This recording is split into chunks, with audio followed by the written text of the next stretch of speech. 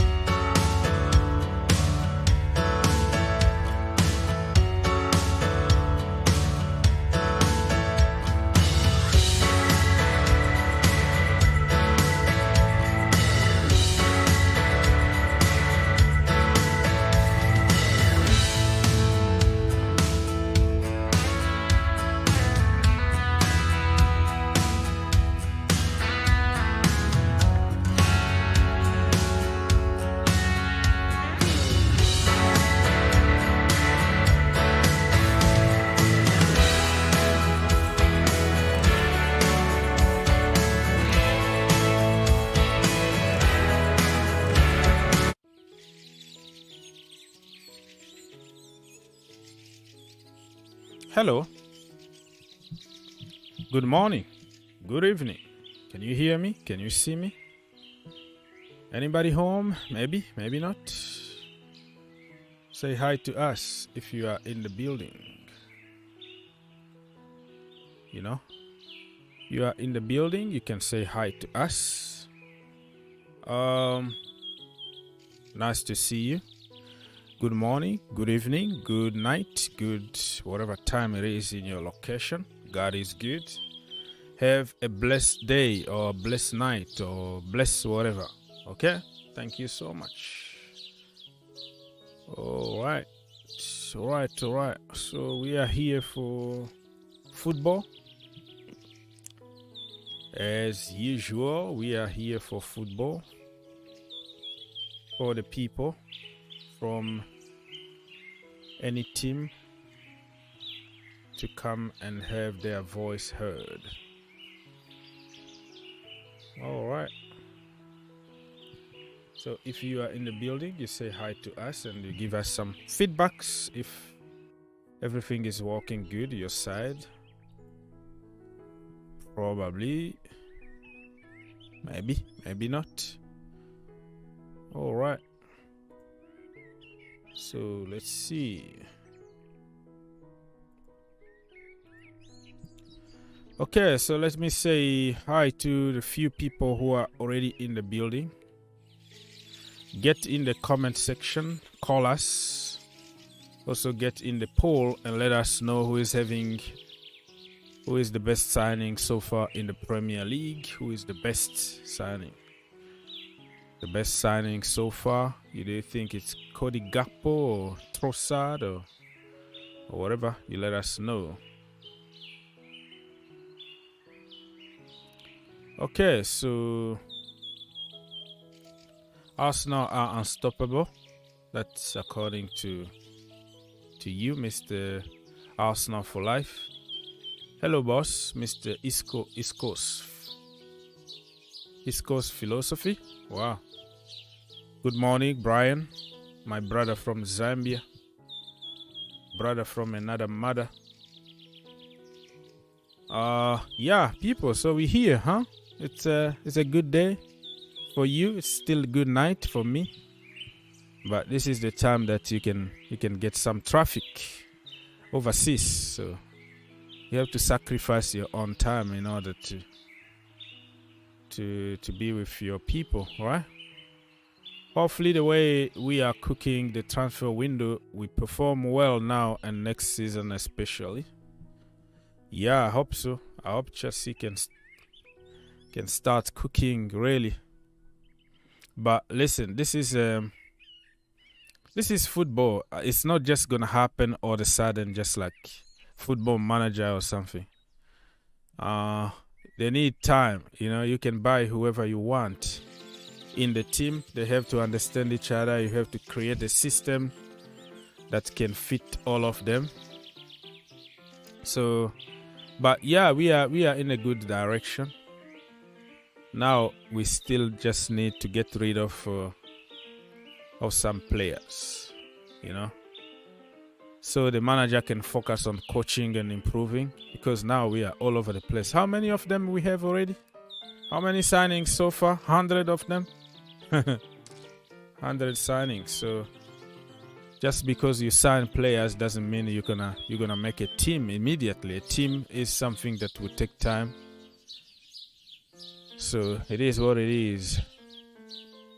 Zelani said that it hurt to see Arsenal top of the table.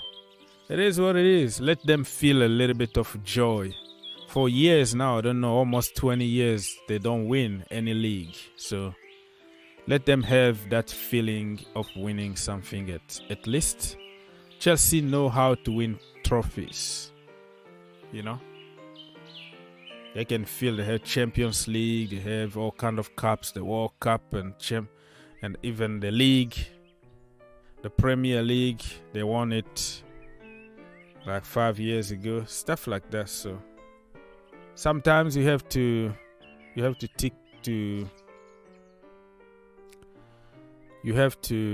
to give people opportunity also to enjoy, you know. They have to enjoy. So people, I'm here for you. I put the link there for everybody to call, or you can just comment and ask questions. And we're going to just read some breaking news in the world of football, you know.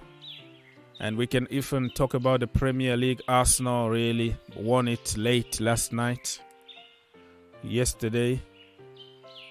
Eddie and Nketiah and all that. So Harry Kane signing a new contract with Tottenham Hotspurs. There are so much to discuss about. So we can keep this going. Some more questions to say hi to my people here. Forever Gunner 14 said that Arsenal, respect Arsenal. Respect Arsenal. Yeah, we're gonna respect you. Hi, with the midfielder and dependable attacker, with time will blossom. Yeah, with time we need work. Like people tend to think that all of a sudden, when you buy players and you're gonna be awesome immediately. Mr. Frank, your devices are not connected, so you have to connect your device before I put you through. I'm trying to put you through, but it's not clicking. It's not allowing me because your device are not connected.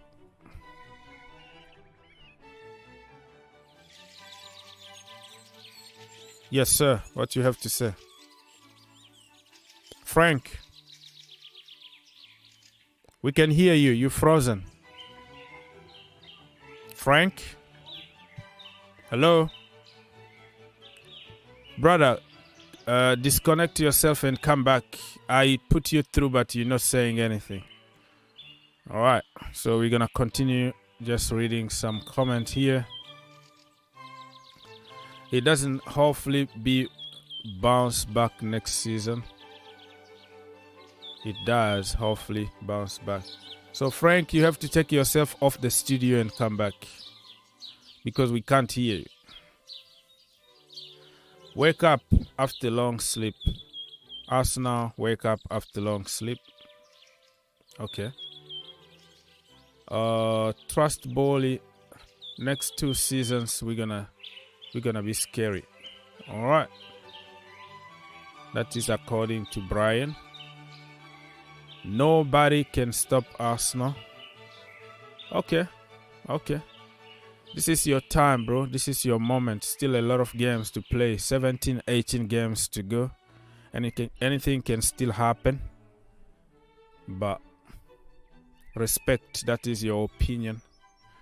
I don't want to see you here come back and crying and calling out on Arteta and Edu out why you didn't sign Mudryk and why you did this and that. So good luck to you, my brother. Good luck.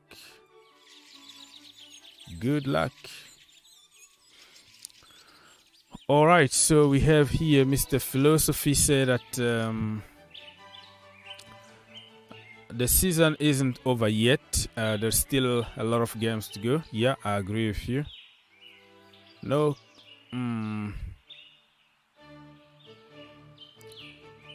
Okay.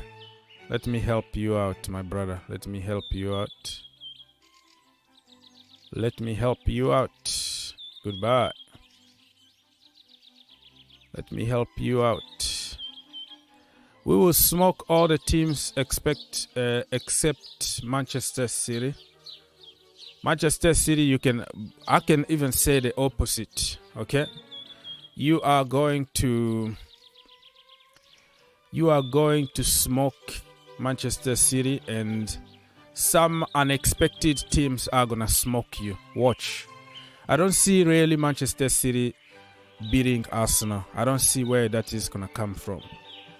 Manchester City are very, very weak at the moment. Arsenal are the best pressing teams in the league right now. They can press you like nobody's business. And if you take to consideration that Gabriel Jesus is coming back very soon next month, I don't see Manchester City beating Arsenal at all. I don't see that happening. If even Pep Guardiola came out to say that we're gonna get destroyed by Arsenal, he said it in his last press conference. He said it. Like, the way they are playing now, they are so complacent, they are so relaxed, they don't press the same way as before. Arteta pretty much stole all the tactics from Guardiola. Now he has nothing else to offer, because if there is somebody who knows Guardiola inside and out, it's Arteta, you know. So I think Arteta is somebody who end Pep Guardiola reigns. Yes, Mr. Odds plus. Hey, Ogs, how are you doing, my brother? How are you doing, my brother? Nice to see you. It's been a while. Yeah, my phone was stolen. Sorry about that. But I really miss your lives, bro. Thank you so much. Much appreciated. You know, I'm from Uganda, and you're only fan in the. No, yeah, I do have many fans from Uganda, including Museveni. Is Museveni still the president, or the King Idi Amin? That guy used to be the president of Uganda back in the day, and he used to challenge other presidents. Actually, he used to tell them, if you are strong enough, let's go to the ring, and I'm gonna kick your butt in the ring. They have some badass people over there in Uganda, boxers. They can beat you up. Nice to see you, my brother from Uganda. Herbert is in the building. Herbert, talk to us, bro. Yeah, I mean, still, gutted about yesterday's result. Still recovering from, man, the last minute. How that even happened, man? Yeah, I mean, look, I mean, that's what I was worried going into halftime. Like, I mean, if you watch the Crystal Palace game, that's what we did in the second half as well. We just, stopped playing completely and just relied on the defense. And you can't do that, especially in away games. Your defense cannot bail you out. You need to have some kind of attacking threat. And we did. I haven't put much blame on Ten Hag this season, because I think he has been outstanding what he has done in such a short space of time. But for the last two games, I have to, put some blame on him, because, he should have taken off Eriksen yesterday, and he should have put Fred in place of him, and he should have kept Anthony. Because Anthony, I don't know, after a long time, he was having a decent game. He was tracking back, he was trying to dribble. He was trying to, push their defense back, but he takes him out and, substitutes him with Fred. I mean, Fred should have come on. That's not an issue, but he should have taken off Eriksen. I think that's the tactical mistake he did, because we just completely, it was attack after attack, and we just become deeper, and that's what happens. And then Nketiah, he probably scored one of the most rubbish goals, and it wasn't even offside because of how deep we are. So I am gutted, man. I mean, this could have been a big result for us without Casemiro, because obviously we were playing with 10 man. I mean, McTominay was playing hide and seek yesterday. He wasn't playing football. So I already told you before the game, because we were going into the game with 10 man. That's what happens when we play McTominay in the midfield. So yeah, man, still gutted. Our winning run is over as well. I mean, I think we were on 8 or 9 games, 10 games without losing any games. So yeah, man. I mean, I was gutted the last minute. Oh man, I was saying already, Arsenal downfall just start now, and then all of a sudden Eddie Nketiah out of the blue. I thought it was offside, depending on how you see it, what frame they decide to show you. But at first I was like, that is offside. It's gonna be taken off and all that, and for some reason... Yeah, but you can't say that, but you can't say Arsenal didn't deserve it. They deserved to win, because they were the one trying to win the game. We were just parking the bus, kind of. So even if it was offside or it wasn't even checked properly, I think they deserve that luck, because they were trying to win the game. And that's what you have to do when you are going to win the Premier League. You have to win games like these. So United, we have made lots of progress. There is lots of positivity. I just wish this board, I hope they, first of all, they sell, and whatever the day, I think today is the 23rd, so around like 7 to 8 days left for the window to close. At least we can get few loan signings. I wouldn't mind some signings from Juventus because their season is over. So yeah, man, it's not. I mean, it is devastating at the moment. But now we have a semi-final to look forward to against Nottingham Carabao Cup. So I when is already gonna told be you that? When is this that week? is, I think, on. Yeah, it is this week. I think it is on Thursday. Oh, okay. It's on Thursday. Yeah, it is on Thursday. Oh, it's on Thursday for us. I can't play for it because it is on Thursday morning. Thursday morning, 1:30 a.m. So obviously it will be for Wednesday for you guys and the ones in UK. Yeah. So Okay. yeah, we still have top four and Carabao Cup. It's still a lot of games to play. If all your players can stay fit and no yellow card or red card, you can still fight. I still believe that it's gonna be a surprise that Arsenal won't win the league. They might beat City because they know Pep Guardiola well, but it's gonna be a team, probably a bottom team somewhere that will just make life complicated for Arsenal. Just the way like last season it was like Southampton. They lost point over there and all that. So, and you don't know what's going to happen. It's the second part of the season. Chelsea are doing madness on the market right now. Let's say if they manage to sign, Caicedo or something. We're talking about something different here. So, it's not done yet. But it's going to hurt less for Chelsea fans if Manchester United win it. We don't want Manchester Oh man, City we can't to win win it. We were never going to win it anyways. I don't think I didn't. I was happy with top four. I think this title conversation was because of the media, because they love Arsenal United rivalry. That's what they wanted to do that. But I never considered myself in the title race. I was more than happy to get top four and a Carabao Cup. So our title race was over last week only when we drew to Palace. So. I think those kinds of conversations you can't keep doing in the first season of Ten Hag. That's irrelevant. So look, what you made a point is good. Like Chelsea, if they sign a couple of players, because don't forget, you lost at the bridge to them. Not just lost, you were dominated in that game. I remember. I think was it 2-0 at the bridge. They beat us at the bridge. Yeah. Very comfortably. I remember that game because after that I was watching lots of reviews from your fan channels and. They were going berserk. Like how, that never happened. Chelsea, Arsenal, it's always a tough fought game, but they completely dominated you. I remember Gabriel scored, and I think it was Odegaard, one of them guys. So it was Nketiah also scored a winner. And the kid is from academy. He's from Chelsea academy. Everyone has been at Chelsea's academy at one point, even Mbappe. So.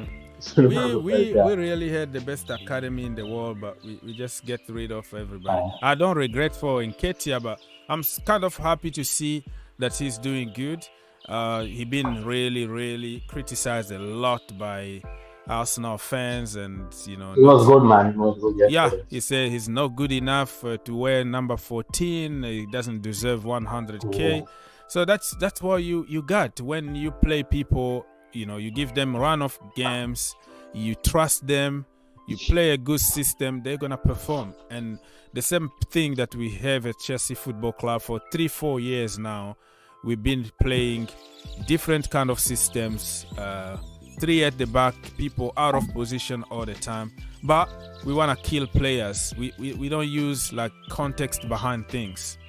Playing from a different position, you can do good because you are a football player, but that is not your position at the end of the day.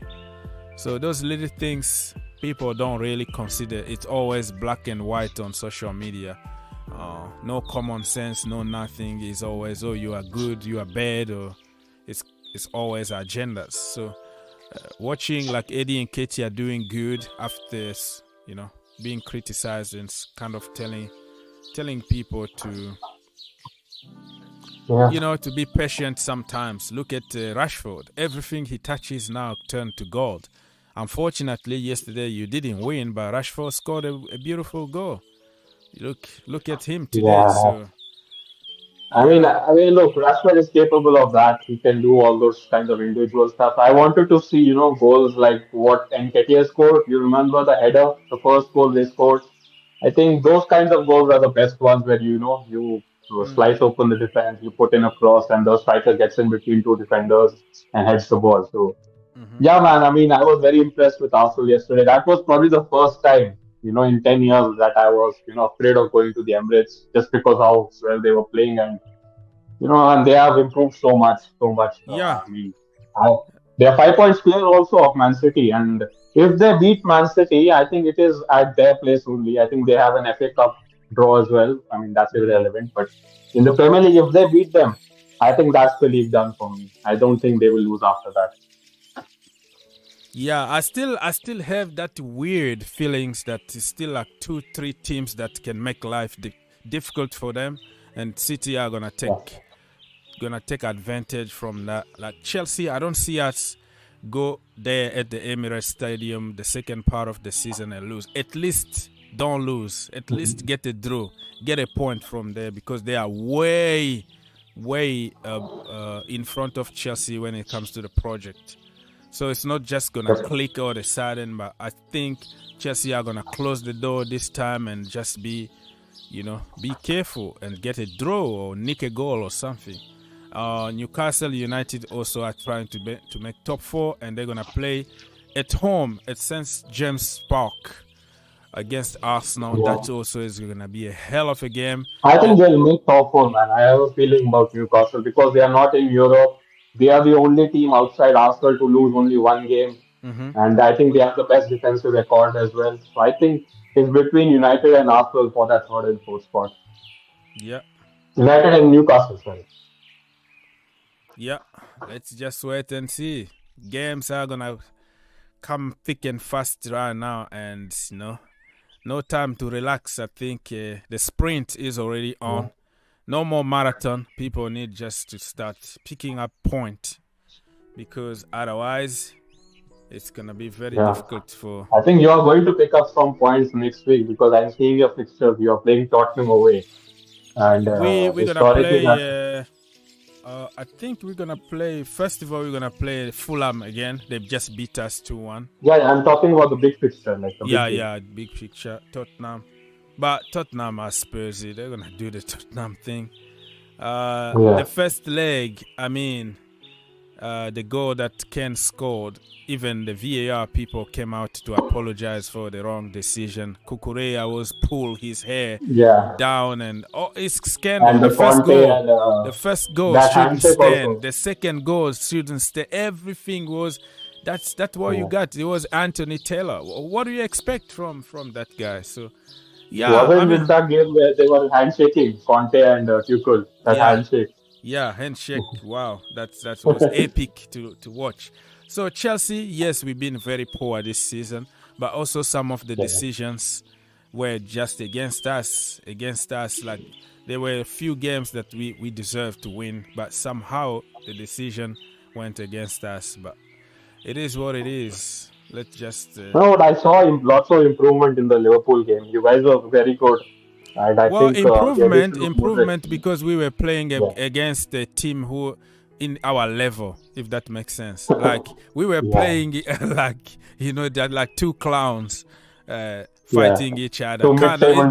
That is our level right now. Liverpool also are just that level. So you can see, two average teams playing against each other, but that is not the way you're supposed to be measuring Chelsea now. Measure them with a proper team, and you will see a lot of issues there. Like Brighton. If Brighton, play against Brighton and let's see how it goes. So yeah, I'm still positive, but you have to be honest and say that we are way behind everybody else. So you're playing Fulham next, right? Yeah. We're playing next. Because they are playing today Tottenham. Today they are playing Tottenham. So we're going to play them in about less than 2 weeks now, because we are in kind of a break now, 10 days. And we're going to play them. It's going to be a completely different story, because there we're going to have Mudryk already probably feeling better in the Chelsea camp. and we're gonna have Mudryk, the new guy in town. We're gonna have Reece James. Reece James is back. Ben Chilwell is back. Yeah, Reece James is training. Yeah, that's a big plus. Ben Chilwell also is training. Just like the manager didn't want to take risk the last game, but they were ready. I saw their pictures with Phoenix together. I saw them. They were ready to play against the Liverpool, but we didn't want to take any risk. So by that time, also we're gonna have Zakaria probably back. And man, I'm telling you, we're gonna punish them. We're gonna have our revenge at the bridge, and then we're gonna kick up our season from now, from that game against Fulham in another London derby. That's the way it's going to be. So what you make about today's news? Like, they are telling like Ziyech is going to be sold by the end of this month. I don't want him to go. If you look at the connection, good, man. I don't know why you're selling the connection between him and Mikhailo Mudryk, it's out of this world. Like, he was switching balls. Like, he can see many things that other people don't see. But the narrative is gonna tell you that he's not physical, he's not such and such, he's not Chelsea level. I don't know, man. You can't fight against the popular opinion on social media. I don't know why we're letting him go. But it hurt me. I don't make decisions. I think he wants to go. I don't think he has a problem with Potter. I think he just doesn't want to be at Chelsea. Because why would he start? He's starting a big game. Yeah, I mean, he's tired of sitting on a bench. And now is like the first time in like 3 years that he has some kind of consistency because other people are injured. Just imagine if Raheem Sterling was there, everybody was there. Yeah. And before, people prefer to play people out of position like Mason Mount play in Hakim Ziyech position instead of giving him a chance. So I think he just decided, no, I have to go because I need to play my football and enjoy my football. Now, because of injuries that we are forced to play him, and every time he been on the bench, probably man of the match all the time. But popular opinion and narrative and theories on social media would tell you how bad he is. But I am sure if Hakim Ziyech plays for Ten Hag, he plays, for example, for Pep Guardiola or Jurgen Klopp, this guy is going to be in another level. Like the thing that he can do, nobody in the team can do them. If you just have a clinical player like Erling Haaland playing with Hakim Ziyech, oh my goodness, Lord have mercy. He's going to have so many assists. So, yeah, man, I don't make decisions, and I will be happy for him if he can go somewhere to enjoy his football, because I think we just kind of destroyed his career. That guy is a world class. No, I don't care what other people are gonna say. We didn't just know how to use him. We didn't want him. It's just like at Chelsea we have some kind of mindset. Managers have the same mindset. Fans online have the same mindset. Like when we decide all together that you are not good, you are not good. You're not gonna improve. You are bad or you are good. It's like black or white. There is no gray area. There is no context behind it. There is no common sense. It's just black and white. We decide who is good and who is bad. And the majority of people that we praise, they are good. They come to the team when they start not performing. We get rid of them. Oh, you are not good enough. We just deny. We never wanted you to begin with. Go get somebody else. So I don't know where are we gonna be able to find perfect players. There are not perfect players. Everybody is gonna have bad time at some point in their career, and even Cristiano Ronaldo or Messi or anybody. Look at Rashford today, even Anthony Martial. So a system, a manager, something can be the reason why a player is not playing good. But it is what it is. No, I mean, yesterday I saw him in that Liverpool game. He was tracking back. He was looking refreshed after that World Cup, success with Morocco. And you mentioned it right. There is I don't think anyone in your team can put crosses like him and even take set pieces because some of the balls he was putting in that box, it was like, if you had a proper number 9, he would have, feasted on that. And, it's no doubt, teams like AC Milan want him. And Yeah. AC Milan wants to close the gap on Napoli. They are, I think, 12 points behind Napoli. Napoli is on 50 points and Milan are on 38. So it's not like, some club like Everton want him. So I don't know, man. Chelsea, I think they have too many attackers right now, and they're seeing like Ziyech is probably the most likely to go, so just push him out. So he's Yeah. not also a Potter signing, so it's probably easier to get him out. Yeah, if we can get a better one. The other guy that will replace him is Mudryk, and that guy, I don't even know. We can just pray that he stays fit. He looks good, but his injury record is not that good. So let's wait and see and pray that he can deliver. And Raheem Sterling is getting closer to coming back. That's what I heard. If I was like Boyle and Porter, I think I was going to keep Hakim Ziyech. I was going to keep few players until the end of the season because we have. Which big players would you let go? Like I'm not asking like substitute players like Loftus-Cheek. Like if you were to let go of players, like who would you let go? Like in this window, or I mean in this window or in summer as well, big players. In this window, I don't know if I can let somebody go because of injuries that we have. We have 12 players from the first team now sidelining. So I don't think we need everybody because we have to push a little bit Champions League. In the summer, But the summer, the guy, the first guy to get out the door is gonna be Jorginho Frello. The second one is gonna be Azpilicueta. With all the respect I have to them, they need just to go. We have a new midfield. We need really to make sure that we have ballers in that midfield. And then I will let go probably Koulibaly. I feel bad. That is my own brother. I always wanted him at Chelsea Football Club, but it just didn't work out for him. I think we should cut. We gave him 5 years. The brother can't even, it just hurt me even to say it, but I think he deserves to play football. And I don't see him play a lot of football next season, given the fact that Levi is coming back from the loan. Badiashile is another level right now. And then we have Fofana. Probably he stays fit. And I'm going to give Thiago Silva one more What about Mason Mount? Mason Mount, I will keep him. Why? The reason why I will keep him is I still believe that he been played out of position for 4 years. And people don't use context behind everything. The role that he been given all the time is completely different than what he used to do back at Derby or back in the academy level.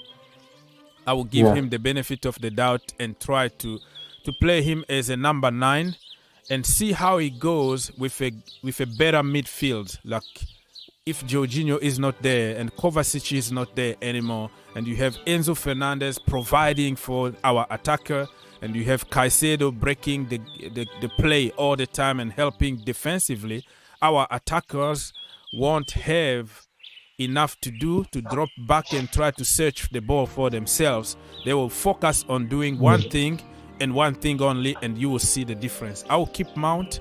I will keep also. Will you give him the money he wants? He wants like some ridiculous. No, those are people are making those stories so they can keep the narrative going. Todd Boehly got a structure, wage structure based on performance. So he's gonna win more if he performs better. That is people throwing those numbers out there just so they can say, you see, you don't deserve this. There is nothing official there. It's just speculation, paper talk, just so they can get on Mason Mount and sabotage him. I don't think he's demanding that kind of money. It's just simple common sense. But you can't fight with the popular opinion. When something starts rolling, people copy and paste without any kind of common sense. Matt Lowe said it. Nizer Kinsella, who is very close to the club, say he never ever demanded that kind of money. But people will just believe on what they want to believe because people hate him. So I will keep Mount 100%. I will get rid of Aubameyang. I will keep also Kai Havertz one more season. What about Sterling and Mendy? Mendy, yeah, those are very, very good questions though. The problem is who's gonna buy Sterling? Who's gonna buy Sterling? 350k a week, and people are complaining about the so-called Mount wanting the so-called 300. Raheem Sterling is on 350. Lukaku still on 350. Chelsea still pay some money on top on top of the law. He might even come back and we paying that kind of money. So Mason Mount, who won the Champions League, listen, people online, listen, people pretend as if they were perfect online, right? So if you won the Champions League and you see Kai Havertz is on 300k, Raheem Sterling is on 350k, I think Mason Mount has the right also to demand 300. It's just negotiation tactics. It's just like, here my price and let's find a common ground. So I don't think Mason Mount is demanding 300k, but if you are paying everybody else crazy amount of money, do not expect somebody like Mason Mount to be, to be asking for peanut. You know what I mean? Everybody would do it. You would do it. Matt, my brother from Australia, is gonna do it, even though he doesn't like Mount. He said here, like, Mount out, Oaks. It's not all sunshine and rainbows. We have to move on. I respect your opinion. My opinion is Mount need to stay. Give him a run of games in his natural position. And when we fix the midfield situation, Mason Mount is gonna start cooking. There is no doubt about it. If we give him one season and he doesn't perform good, we can sell him. But for now, that is my opinion. You don't have to agree with me. And I respect your opinion. You have to respect mine too. We're not going to agree on this one. Thank you so much, Mr. Herbert, for helping us. That was our brother from Manchester United. So if you want to do like him and come here, talk to us, you can click on the link and you come here, talk to us. Free of charge. Everybody is welcomed in this channel. So we're gonna read some comment here from you beautiful people. We are so many of us right now watching. Wow, nobody is even liking. We are over 70 people, but only like 16 likes. My goodness me, what's going on here? People, let's get to 100 likes, please, before I leave. I woke up every single day, 3 o'clock in the morning, my people, because that is the time that I have at home, because my people are sleeping and nobody bothers me, but I'm sacrificing my sleep, as you can tell here, for the community to give you the voice. So if you can give me just 1 like, 1 second of your life, I will take it. I will appreciate it. Thank you so much for helping. Let's get to 100 likes, right? And let me go and read some more comments here from you beautiful people, my friends. Yeah, we have a lot of news to discuss here. Yeah. Matt, nice to see you, my brother, but listen, man, when it comes to Mason Mount, we're not gonna agree. And that is okay. It's okay to disagree, okay? We don't have to fight or we don't have to insult each other just because we don't agree on topics. This is football, and it's even better when we don't agree, because we don't have to be a yes man all the time. Yes man, yes. No. You have your voice, I have mine, and we have to keep it just respectful. Mr. Guna Forever Chelsea fan don't want Ziyech because he's slow. Well, he's slow. Mahrez is slow. It doesn't kill anybody. Olivier Giroud was slow, and he showed us what he can do. Man, we have to let people. We have to start like get something that you can get from somebody instead of highlighting what he can't do. You can use what he can do and not always highlighting the negative side of players. Like people will highlight Mason Mount, oh, he missed the chance. But let me tell you what, my friend. If Mason Mount, like, let me show you what something that Mason Mount did that earned him a lot of hate, right? Let me show you something. You see this action here. I don't know if you can see properly.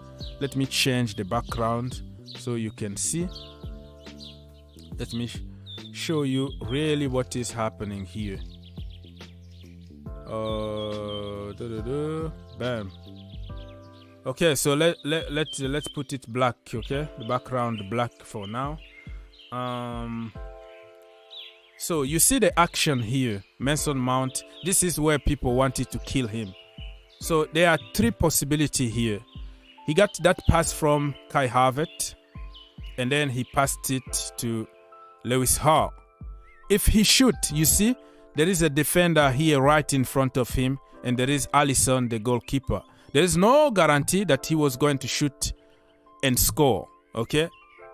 He can be blocked, or Alisson Becker can save it, or it could be deflected or something, or he could score.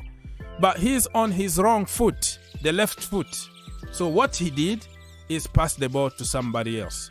So if he scored this goal, right, Chelsea fans were going to say, listen, it was too easy because Liverpool are not good. They are crap at the moment. No Van Dijk, no Matip, nobody. That's why he scored that goal. All right? If he missed it, if he shoot on goal and it was deflected by the defender or the goalkeeper saved it, oh, you can't even score. Get out. All right? And they're gonna call him, you are too selfish. Lewis Hall was there. You should have passed it to Lewis Hall. You will have seen all the analysis on this picture here, how he could have passed to Lewis Hall, who was in the better position to score.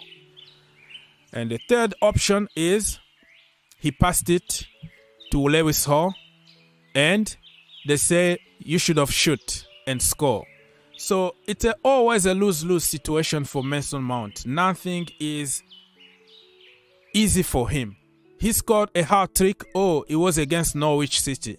He scored a couple goals, free kicks against Aston Villa. Oh, Aston Villa are not doing good under Steven Gerrard. That was just lucky goals. There is nothing at all Mason Mount can do in the Chelsea community to give him any credit. In the Champions League, he scored a goal. He didn't score. He passed the ball. You know who got the credit? Timo Werner got the credit for playing the decoy because he ran and one defender followed him. So the goal and the assist need to be credited to Timo Werner and not Mason Mount, who passed the ball to Kai Havertz.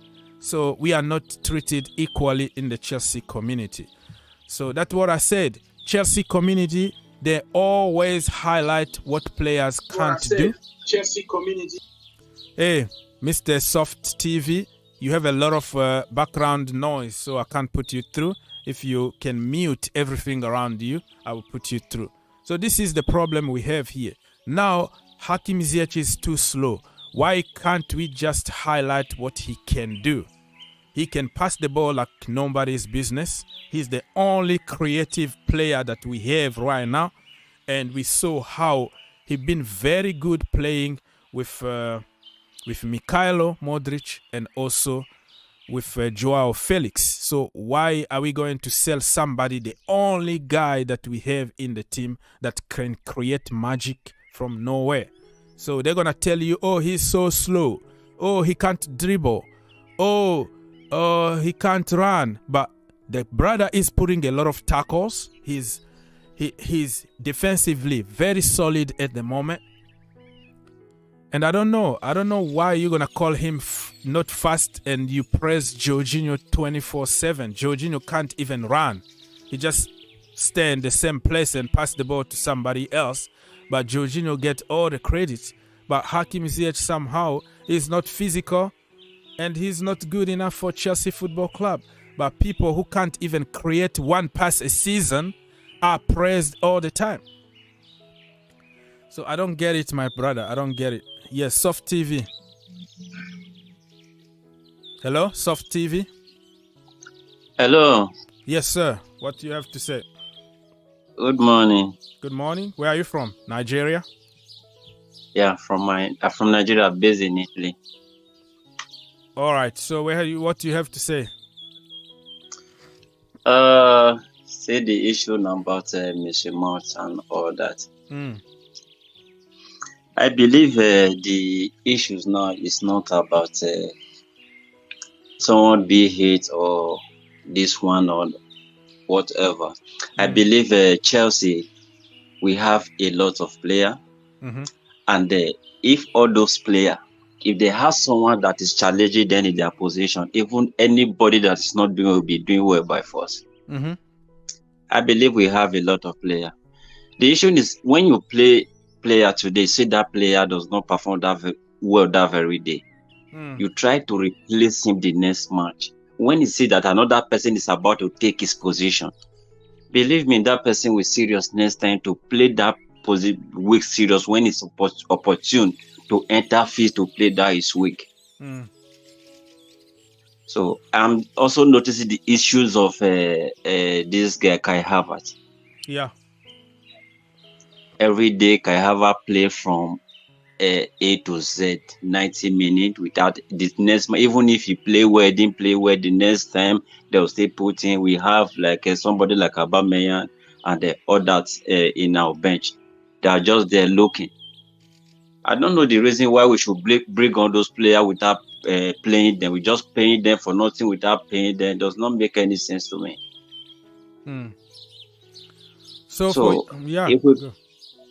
if we play player today, I see that player does not do well that very day, the next match we replace him with another person. So that will make him serious. But you see, the problem we have, first of all, now is we have a lot of injuries. It doesn't start yesterday. It's not about Porter anymore. It started. We have injuries all the time under Lampard, under Tuchel, and under Porter even worse because we have 12 people out. So you have to think about your bench and your subs and all that. That is number one. Number two, if you're going to have to change players every single day that they make a mistake, they're not going to improve. If Lewis Howell miss a chance today and you drop him, you kill the kid immediately. So sometimes you have to be a little stubborn in a good way. Like if they are showing something, keep playing them and they're going to improve. There is no way you can improve right now. And you're talking about competition. You bring somebody from the bench, and then that person is even worse. Like right now at Chelsea Football Club, who are you gonna bring from the bench and perform better than the guy that we have? You bring Aubameyang, he's gonna miss again 5 chances, clear chances 1-on-1, and you take Kai Havertz out, who can even help you defensively and positioning. Like people can't see what that brother does off the ball because the camera is going to decide to show us just where the ball is. But if you analyze football and you know football, you will see that football is not always where the ball is or who's going to score or who is going to assist. It's the entire structure, how you walk off the ball defensively and offensively. So those little things are things that people in our generation don't understand because they just see where the camera decide to show you. So I don't know if we had like competition is good, but compete with who? Who is on the bench? Everybody is injured. 12 people injured. And if you continue to chop and toss and twist every single game, you're not gonna build any kind of consistency or any kind of chemistry in the team. That's the truth. So I don't know. Are you still there or you gone? Yes. I'm here. So right What now, about this? yeah, go. Okay, no, proceed. I'm listening. Yo, like I said, right now it's kind of difficult to blame anybody because of injuries and because of the project, new project, and you don't know even who to bring on from the bench and all that. So I think we should give it until the end of the season and see what's gonna happen next season. We need really to be like Manchester City, where every position they might have 3 players. You know, if one is not performing, the other one is gonna do even better than the first guy that came on, you know. So, but to get to that level, it took Pep Guardiola 7 years to get to the level where everybody is the same, and even if they sign somebody, it's gonna fit immediately in the team because the team is already working pretty good for 7 years together. So we are not in that level yet, but people wanna shortcut and make conclusions very, very quickly. Black and white, you are bad, you should be benched, you should go, and let's bring the perfect players. There are no perfect players out there, my friends. Listen, even Mudryk is gonna have hard time in the Premier League. Noni, Madueke is gonna have hard time in the Premier League. Believe me, they might start good. We might get too excited. I heard all kind of praise when it comes to Timo Werner and Kai Havertz. What happened at the end? Today, we want them all out. Lukaku, he came to Chelsea Football Club. The first game completely destroyed Arsenal, scored 2 goals. Everybody went crazy. This is exactly what we needed. This is the missing piece. Everybody praised Lukaku. After a few games, oh no, we made a mistake, send him back to Italy. So there is no perfect players there. We have just to be patient with certain players, help them grow slowly and surely. And I mean, that's the way it is. But so many perfect people online, though. Everybody is perfect online. So yeah, that is true. You're very correct. And the issues of midfielder. I think that is where Chelsea should look at now, instead of always focusing wingers. I believe we need someone to always replace N'Golo Kante, and we also need a forward. I believe those are the areas Chelsea should focus on now, because for now, at time when Jorginho is not doing well, that midfielder is collapsed. If Jorginho is not doing well and then N'Golo Kante always goes to injury, even if he come from injury now, before play 1 or 2 match again, go back to injury. So I don't know if because he's getting old, I believe we need good player at those positions. Even when N'Golo Kante go to injury or when Jorginho is out of form, another person that can come up and replace them very well. Chelsea is a big club. We don't need to depend on 1 or 2 players. We're supposed to have plenty players, different positions, just as you said earlier. Chelsea is a big club, and if you are coming to Chelsea, know that you are coming to play. You are not coming to do anyhow. Chelsea is not that type of club you do anyhow. When you say you are coming to Chelsea, know that yes, I'm coming to a big club. I still remember when we have the life of the Drogba and all those things. I don't know if we can ever have anybody like Drogba again. Those are the players that, even when they are on the bench, they are threats to the team that we are playing. If Drogba is on the bench, even if he does not play, the team we are playing that particular time, Drogba is a threat to them. So I believe that. And also the issue of sacking player very early, I don't also buy that idea again. I think we should be giving some coach time to spend at least more time for the players, for them to understand Chelsea. The player understand that they're in a huge club. I take this person as an example, Arteta. I believe that Arteta was doing worst, was losing match back to back. They've been asking and sack him, then couldn't have get to the position that he is now.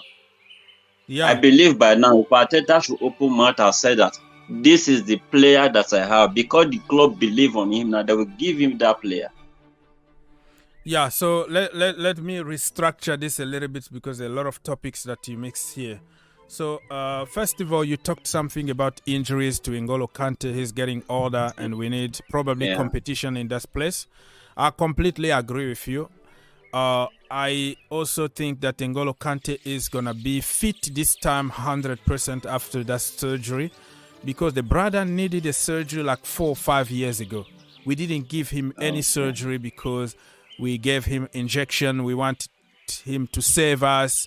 The French national team also, they were misusing him, abusing him all the time, giving him injection, and he'd been living under pain and suffering for years. So this time around, he got a proper rest that he deserved. He got a surgery. I believe that N'Golo Kante is going to come back to the level of N'Golo Kante when he joined Chelsea Football Club. But we have also to think about the future. We have to think about giving him a luxury place, you know. When we really need Kante, he's there to help. Don't give him always 90 minutes every single game. Yes. And when you have somebody like Moises Caicedo, you see that N'Golo Kante is not going to be used that much, and he's going to stay fit, and we have two quality players in one position. So I agree, we have to go for quality like him and Enzo Fernandez also. My goodness, that guy, if you look the way he passes the ball, I'm not saying that he's going to be that good immediately in the Premier League because the Premier League is another animal, but you can tell that this brother is going to give us something better than what we have right now in the team. So that is one of the aspects, I know, and other topics that you touch is about Arteta. If they sacked Arteta, probably he was not going to build the team that we see today. That is correct. That is correct, and that's why we shouldn't always give up on our project once we have the first obstacle. You know what I mean? Like everything, even in school, my brother, you can fail. You can study whatever you want and you fail, and you keep working hard, and you're given a chance to pass the class. Everything good in life, you have to go through some hardship. Everything. Definitely. So when, I respect Abramovic for everything that he has done for us. If we know each other today because of Abramovic, but if I can say one negative thing is like we all became so deluded that everything need to be money. Every solution need to be sucking, insulting, get rid, buy, sell. We were like billionaire kids, spoiled kids who always want everything immediately, no build up, like everything need to be from heaven. But if you look at life, bro, even with God, sometimes you have to go through some tough moment to test your faith, all right? So it's like we are so used and mindset of we deserve this, we are entitled to this. You have to go, you have to be perfect. My brother, me, I'm not a perfect guy. I don't know if you are, but I'm not, like I know I struggle with life every single day, so I don't expect players to be perfect every single day.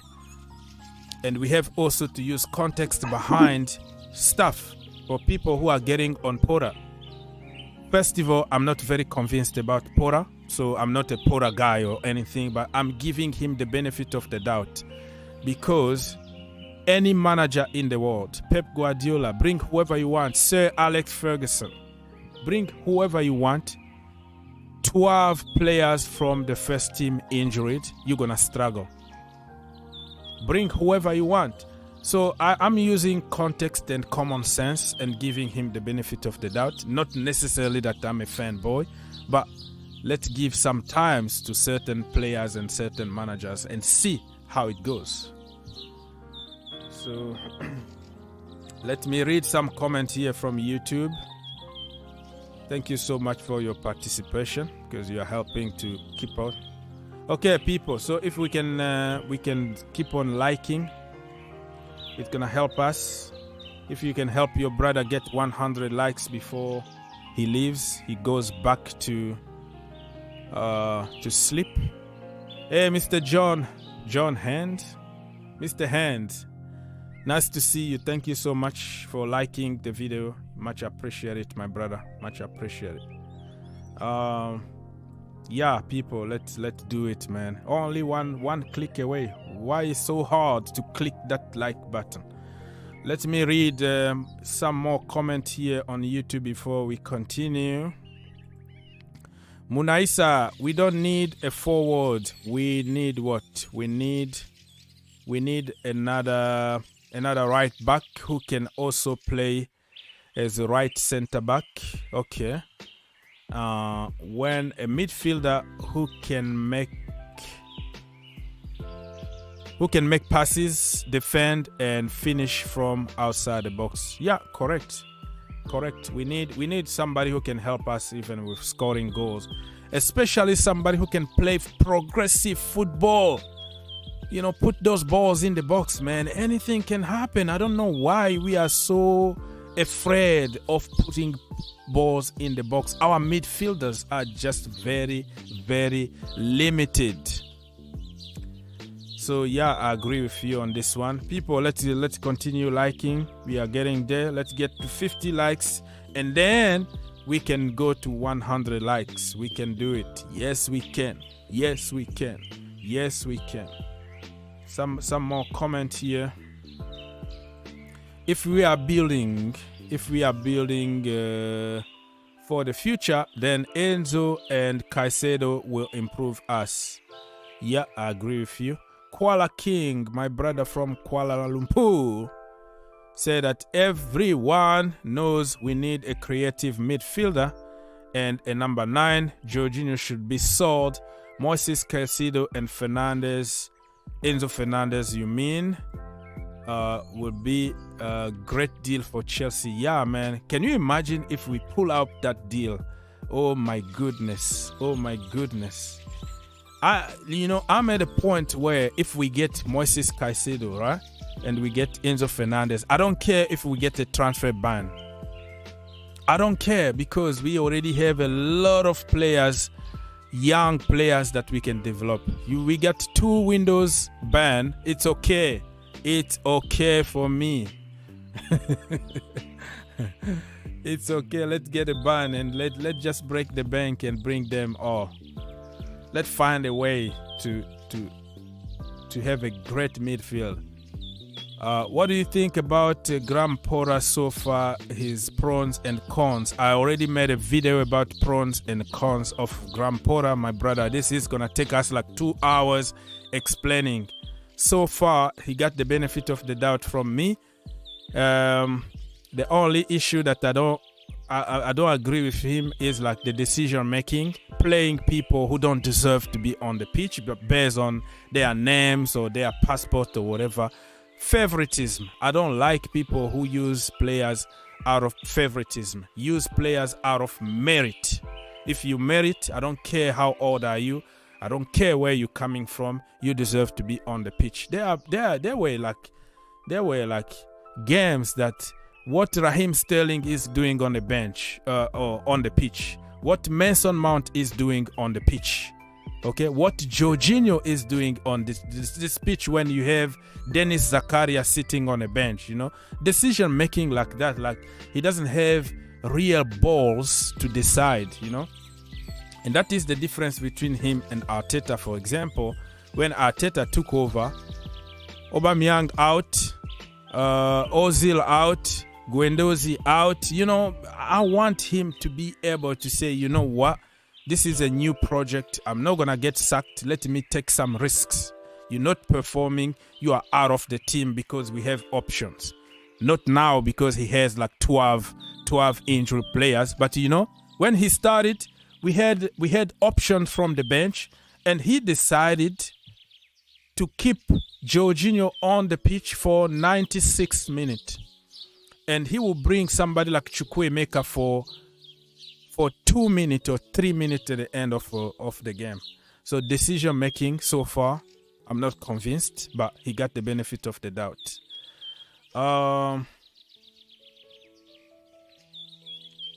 Let me see. Christopher Nkunku is coming in the summer.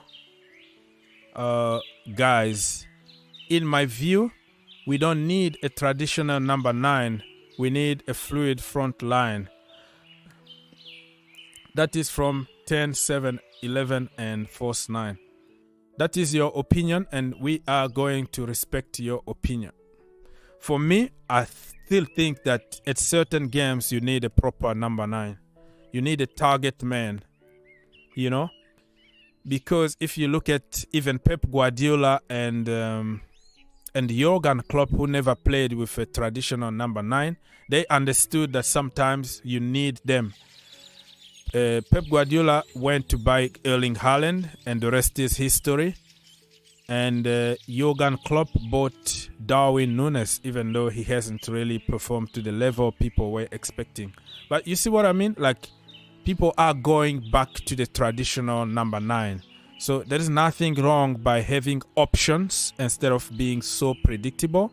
So some of the games you really need a proper number 9, and some other games you need to play with false 9 and play with just a fluid back 3 or whatever it is. I understand that, but there's nothing wrong by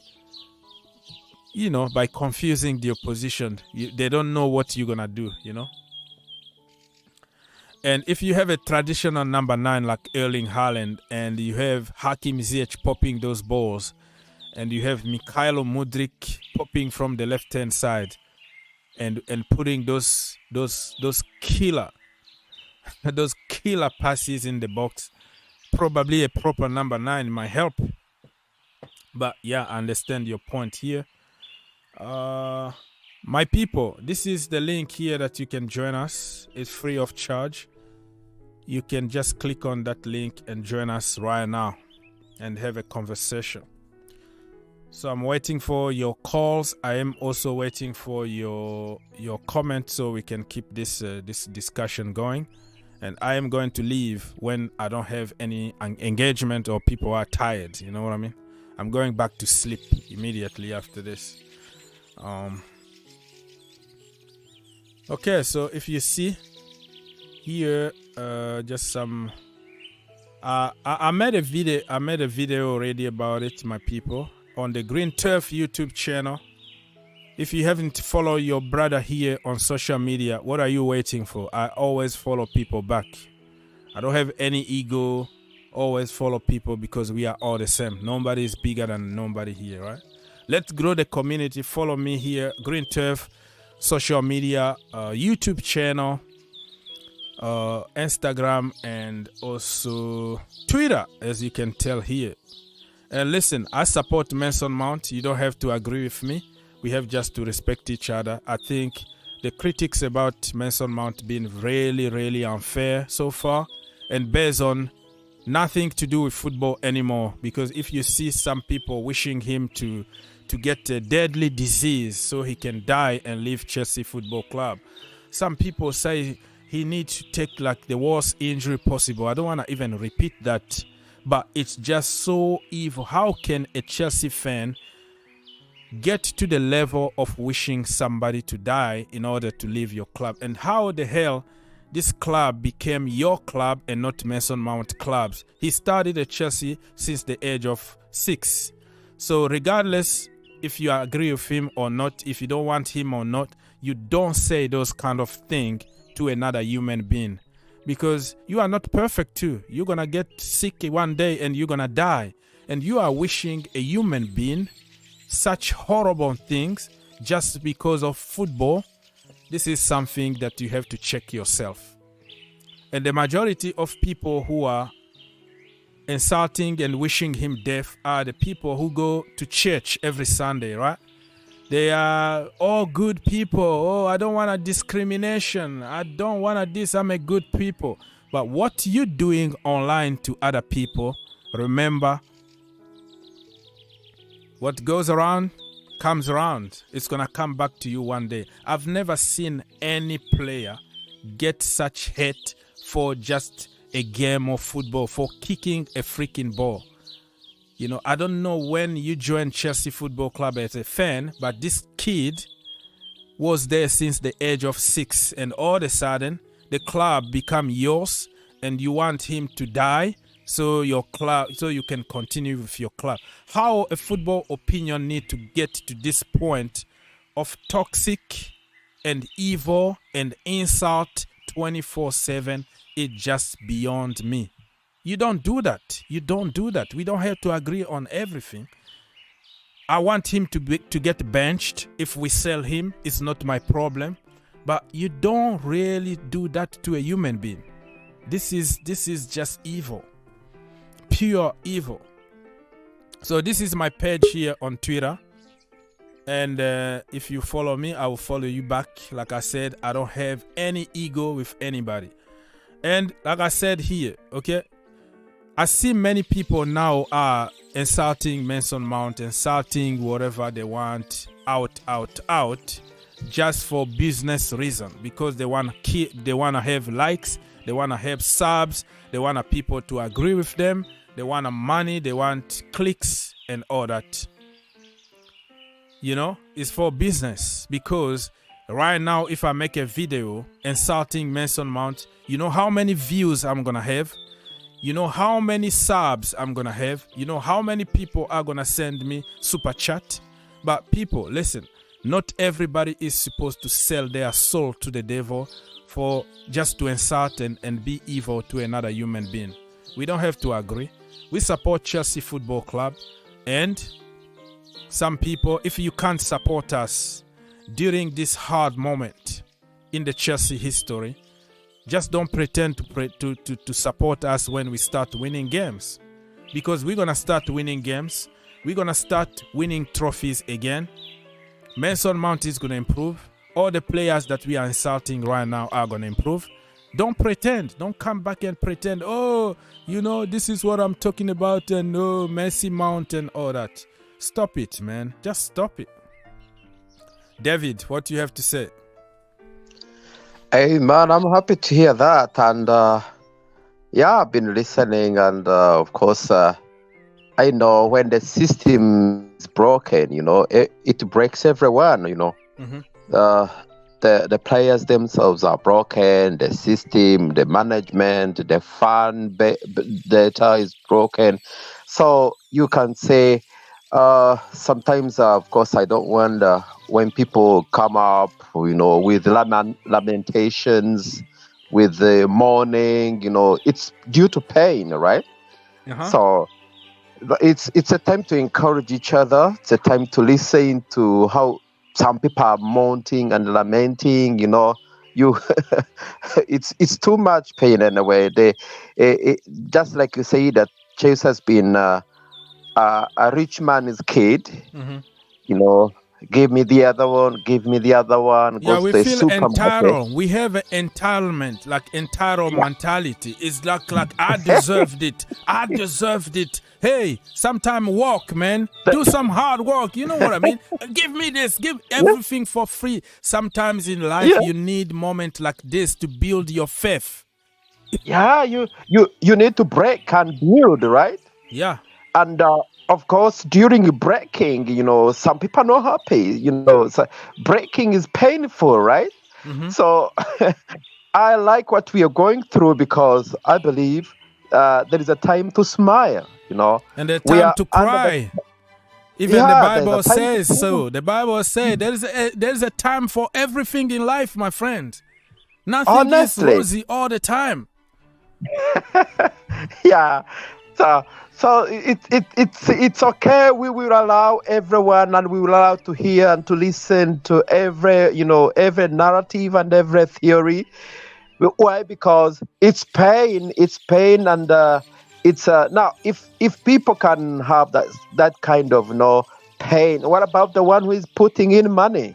Yeah, exactly. What about the one who is putting in his energy? Mm-hmm. You know, so. It's collective feeling. It's a collective emotion. And one time, sometimes people abusing Mount, but it's It's I don't. Sometimes I don't like it when people, due to pressure around them, pressure and anger, they make them, speak ill. They make them speak negativity. But yeah, it's all part of this life. It's all part of this journey. I just don't understand how another human being, my brother, like you here, I meet you, and all of a sudden I start hating you and sending all kind of comment and evil. You get sick. How can a human being be that kind of evil to another human being, to wish him all the worst thing just for a football game? The end of the day, they got millions. You and me are suffering, brother. I woke up 3 o'clock in the morning in Kentucky, right? My people are sleeping right now. It's snowing outside, right? It's very cold, but I'm here to have fun with my people around the world, my brothers and sisters.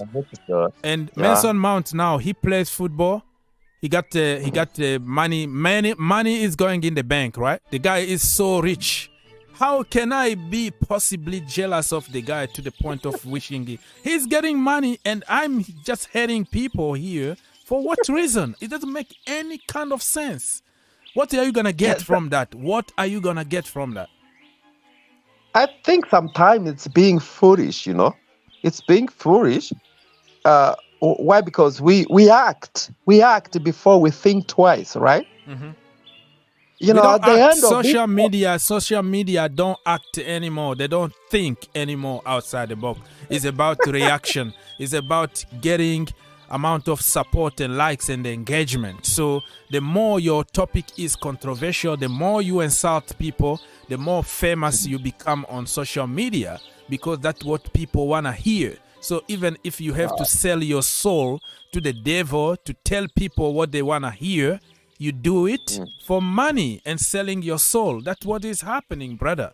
I'm telling you right now, like if this show was 24/7 insulting Mason Mount, you would have seen how many people were going to be watching here, how many donations I was going to get in this show if I was just negative, insulting people, leaning to the popular opinion, getting on people, wishing them all the bad thing in that is like the world is so evil to the level that you have no idea. Oh man. I think it's a common thing. People usually, commonly and globally, people have gone through a lot of challenges, and all they have is a blame game. Yeah, a blame game. You have to blame somebody to make yourself feel good in your own life. So I think we need to be patient with some people when they are blaming. They need healing, and that's the process that give them a breathe, so they can breathe in that way when they have something to blame. Because there are countries, honestly, people are committing suicide. People are hanging themselves. But if someone is able to speak, to insult, to abuse, and maybe is getting healed and delivered, I think we can allow that to go on. The only way that it's when it backfires, And also another thing that I don't like is that people want to be happy, to rejoice, to be friendly, when things are flowing, That's what I don't like. When things are flowing, when things are okay, when things are up, when everything, that's when it is okay. People will laugh, smile, and speak and praise someone. There is a time when Mason Mount was the king, and now this time he's the devil. He need to go. Everything he does, like, listen, Mason Mount can do 99% of good things. Just one miss, just one thing. Like, people are just waiting for that moment, that little miss. Anybody else can miss. Listen, the last game, how many chances even Harvard missed? Even Harvard should have shot. But just one action that he passed the ball to somebody else. Oh, you shouldn't pass the ball. It was the right position to shoot. So we didn't win the game because you didn't shoot and you didn't score. That's it. Like 99% of hard work that the kid put off the ball, defensively, offensively, working hard, coming back to the midfield, helping Jorginho. babysitting Jorginho in the midfield. All that doesn't count anything. It's always that miss, you know. You shouldn't pass the ball to Lewis Hall, and people just will pick up that one thing and then try to kill him. He can score a hard trick today. Listen, he scored a hard trick today.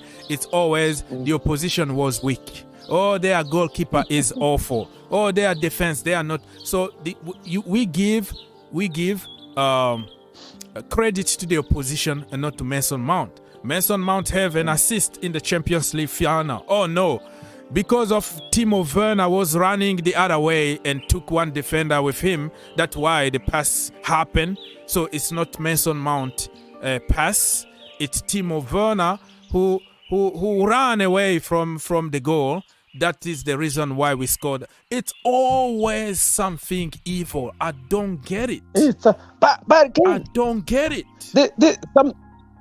Sometimes we look at players, but we don't look at the coach, because most of the players, they act on the instructions of the coach, right? Exactly. And the boy been played out of position forever. 4 years. He's gonna play as a winger. He's gonna play even as a wing back. He played as a number 8, number 6, number 10, number 11, false 9, proper number 9, both wings. Everywhere the kid been played, but his natural position is number 8, where he can have a free role to cook.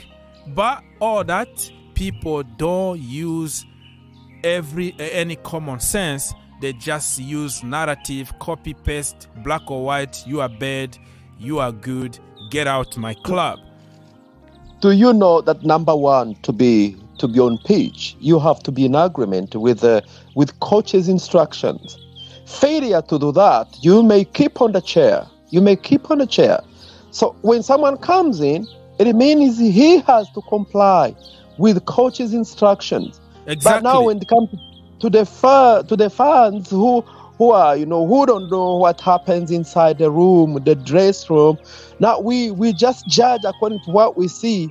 But these players, for them to come back, for them to be on the list, you have to be sure that you are going to implement the coach's instructions.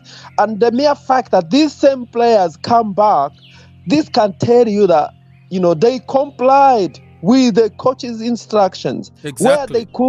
Where they failed to tap the ball into the net, that was how he was instructed, honestly. Exactly. That's why people don't understand. You are talking a very good point here. Even Nini FC made a very good video yesterday talking about those things. Like, you can play from the number 10 position, but you have different instructions to how you can operate in that position. So just because you are number 10 doesn't mean you're going to score goals. You're going to be a Messi. Messi got another role as a number 10. Mason Mount got another role as a number 10. People don't understand those little technical aspects. They just go to black or white. Oh, he plays his position. This time he played number 8. What the manager asks you to do. Let me give you an example. Christian Pulisic gave an interview, and he said Thomas Tuchel told him to stay one place and not get to the pocket. Okay? And he disrespected what Thomas Tuchel told him. He went to the box and he made an assist and he scored against Real Madrid. That tells you the manager can tell people, don't make those runs. Don't do this. This is what I am asking you to do. When the ball comes to you, this is what you have to do. This is what you have to do. But people don't get it. If Christian Pulisic didn't go against Thomas Tuchel instructions, probably we were not going to beat Real Madrid, because he was like, I can see it. I can tell. I have my instinct. I can tell where the ball is going to end up. And he just decided to go to the pocket. He got punished for the rest of the season, not playing anymore, because of he disrespected what the manager asked him to do. So people don't understand those little things. So it's always black and white, because today people don't watch football anymore. It's all TikTok. If you do some flicks and, you do some... that's what people care about. Who score? Oh, it's such and such. Oh, okay. They go to whoscore.com. They check on statistics and they make their conclusion. But you didn't watch the entire game, my brother. You didn't watch it. How do you become such an expert while you don't even watch 10 minutes of football? You are on social media 10 account. You know, you don't even watch the game, but you know football better than people who watch the game. Yeah, so it's a process. Every success stands on a process, and where a process. You know, you will never have a product without a process. Exactly. Today we were never going to have airplane or car if they were not like some kind of accident, trying this and improving this and put this together. We were not going to be flying or have internet today talking to you all over the world today. It was a failure after failure, try after try after try. That is part of life. But we in Chelsea community, we were programmed to think that everything need to be perfect, or you are sacked immediately. No process. You have to be born today, go to school today, graduate today, become a president today. No process. We don't care about process. Just give me what I want now. Let me tell you, according to how I know life, God, who is the author of life, He allows someone to be born, and then there are 1 month, 2 months, 3 months, and someone would just emerge one day and he's a man. But there are processes for you to become a man, for you to become, even let me talk about the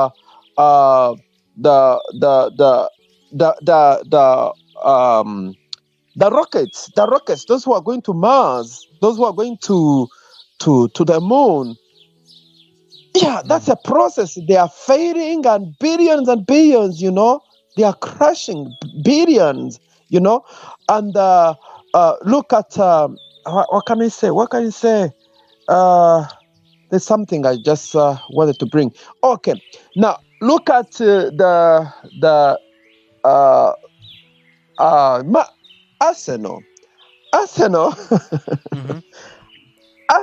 People are looking at how Arsenal is. Yeah, they are comparing now. Arteta is better than such and such. Oh, Xhaka, look at Martinelli, but it was a process. Nobody wanted Arteta. Nobody wanted Xhaka in the team. Get rid of them. People insulted them. Look at them today. It was a process that was started by this man, by Arsene Wenger, right? He started the process. From that time, he struggled even more.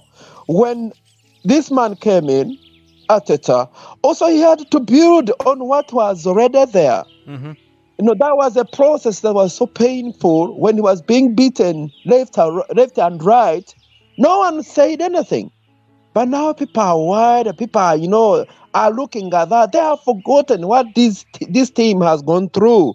Yeah, they just remember about the end product and not what gets you there. It's just like food, right? You have to cook, you have to go through the process. You just see the steak on the table, it smells good and everything, but it was some work that needed to be done. There was waiting somewhere. Someone was burnt. Yeah. A lot happened in the kitchen. So let's not. We are only. We are jumping to conclusions. We are jumping to to the victory. We are jumping to grab the crowns. But there has to be a cross to carry for you to be given the crown. So if it's a time for Chelsea that we are carrying the cross, let's carry the cross.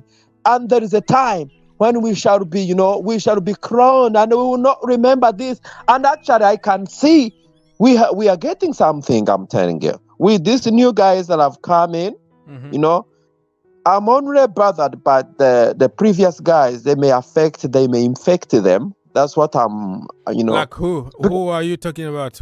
Who's the previous guy that might affect them? Yeah, like the old guard in the team. You mean? The old guy. Old guy like Aspilicueta and Jorginho and stuff like that. Yeah, I usually don't want to mention their names. yeah, you are allowed to say. You are allowed to say. Yeah, I think we need to restructure our team.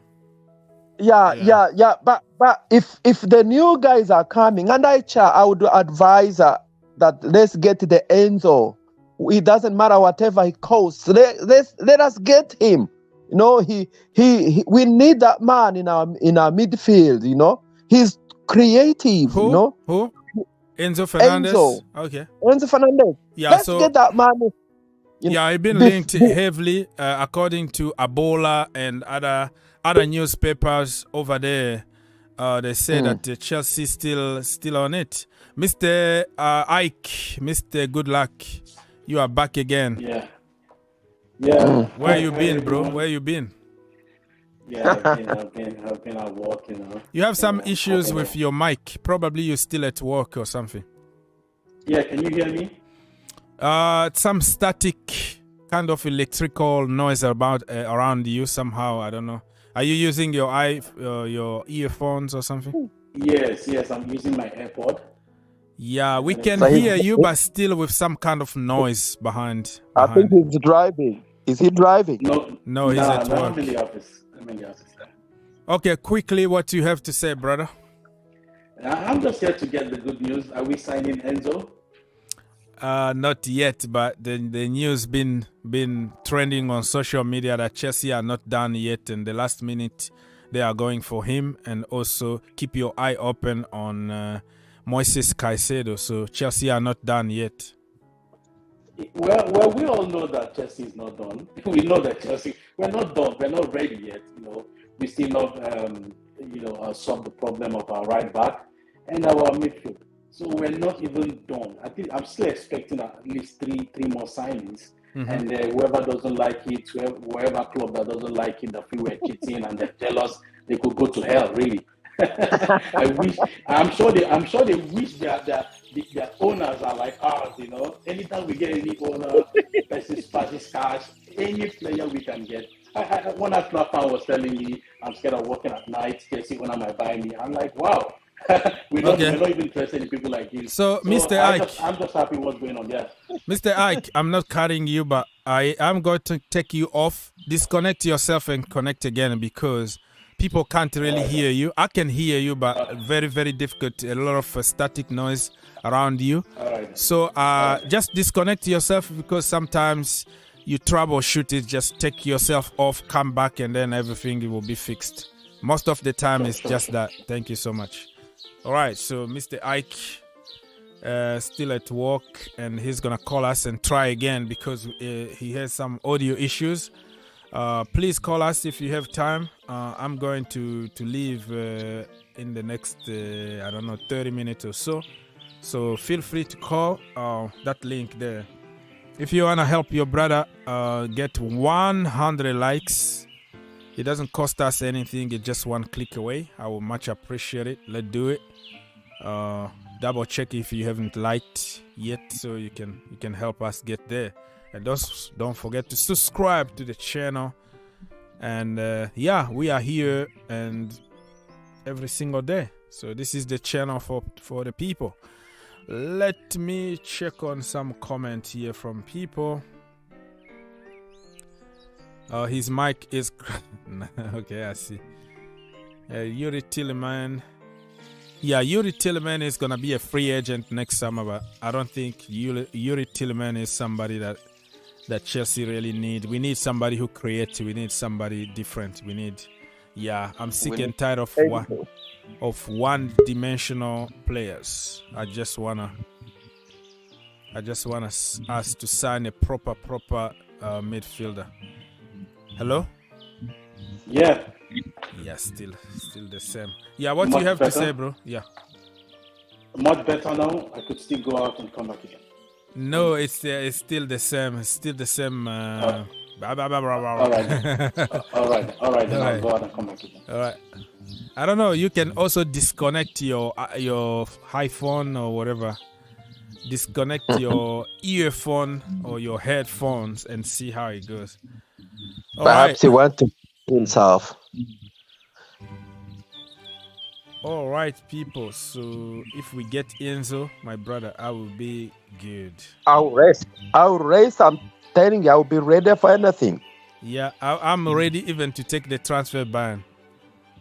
Yeah. Yeah, it's smelling somewhere. Yeah, like if we can't manage, like, hello?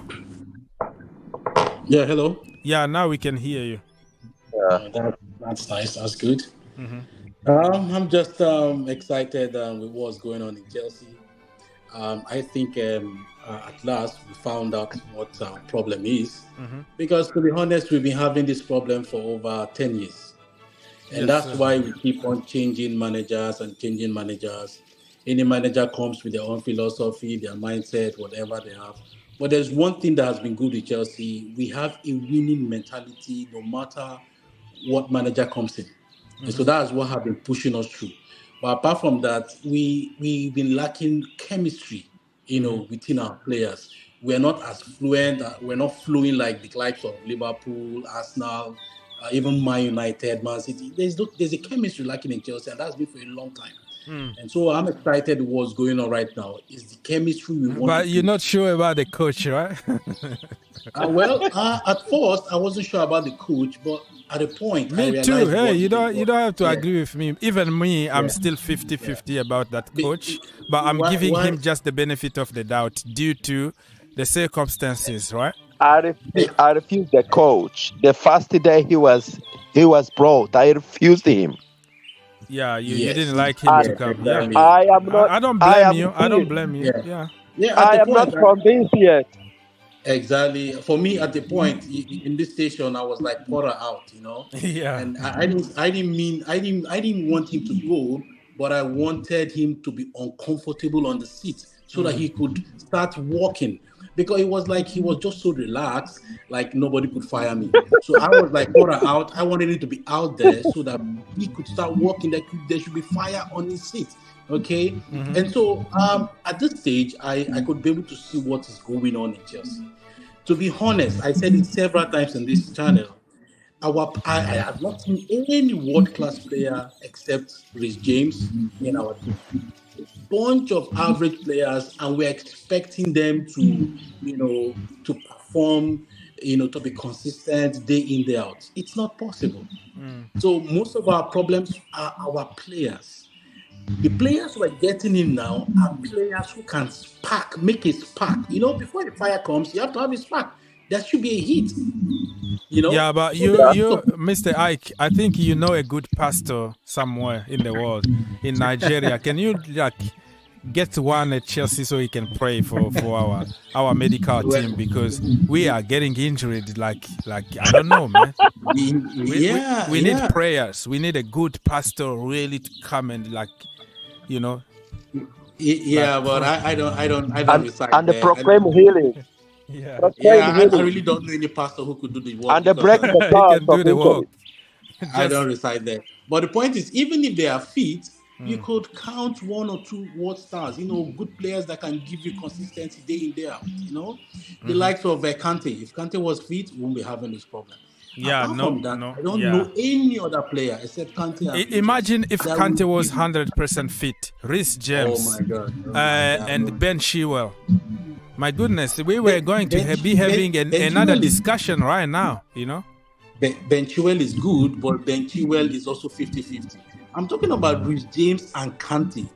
But Reece James, Reece James, some of the chances like Lewis Hall, I'm not blaming the kid. He's 17, 18 years old here. But I'm just making a point.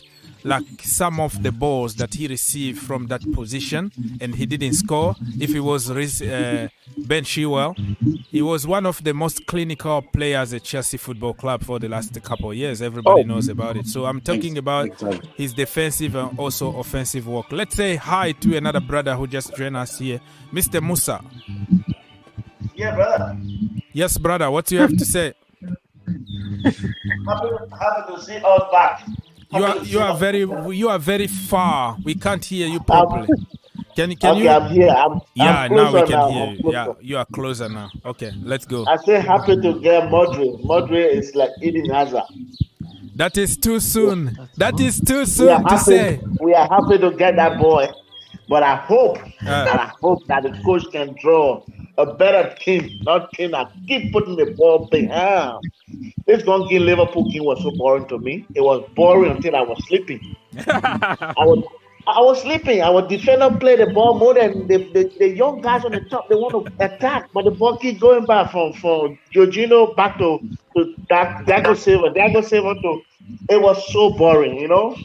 Yeah. So regarding this boringness in Chelsea, I don't know. I love Thiago Silva, but Thiago Silva touches the ball 5-6 times. Why must you do that? Sometimes he kills the attack. The Liverpool game, he was tired. I think he was tired, so he was buying time. Thiago Silva, whenever we are playing, what Thiago Silva? He holds the ball, he touches it the first, second thought, he's killing attack. Sometimes he puts his ball. Yeah, he was not okay in that game. He's okay in defending, but in Mr. creating David. attack or making the first move. Sorry, Mr. David, we have a lot of echoes behind you. You're not talking, but we can hear all the noise behind your... It's fine now. It's fine. Oh, you're fine now? Okay, so Thiago Silva, I'm surprised that you are kind of criticizing Thiago Silva. He's the only guy for me, like player of the season is gonna be Thiago Silva for me. His age, he's 38, and then what he can do, I don't know if we can be harsh on Thiago Silva, to be honest with you. For me, I'm sorry for interruption. Can I say something before we go to that? Yes, sir, go.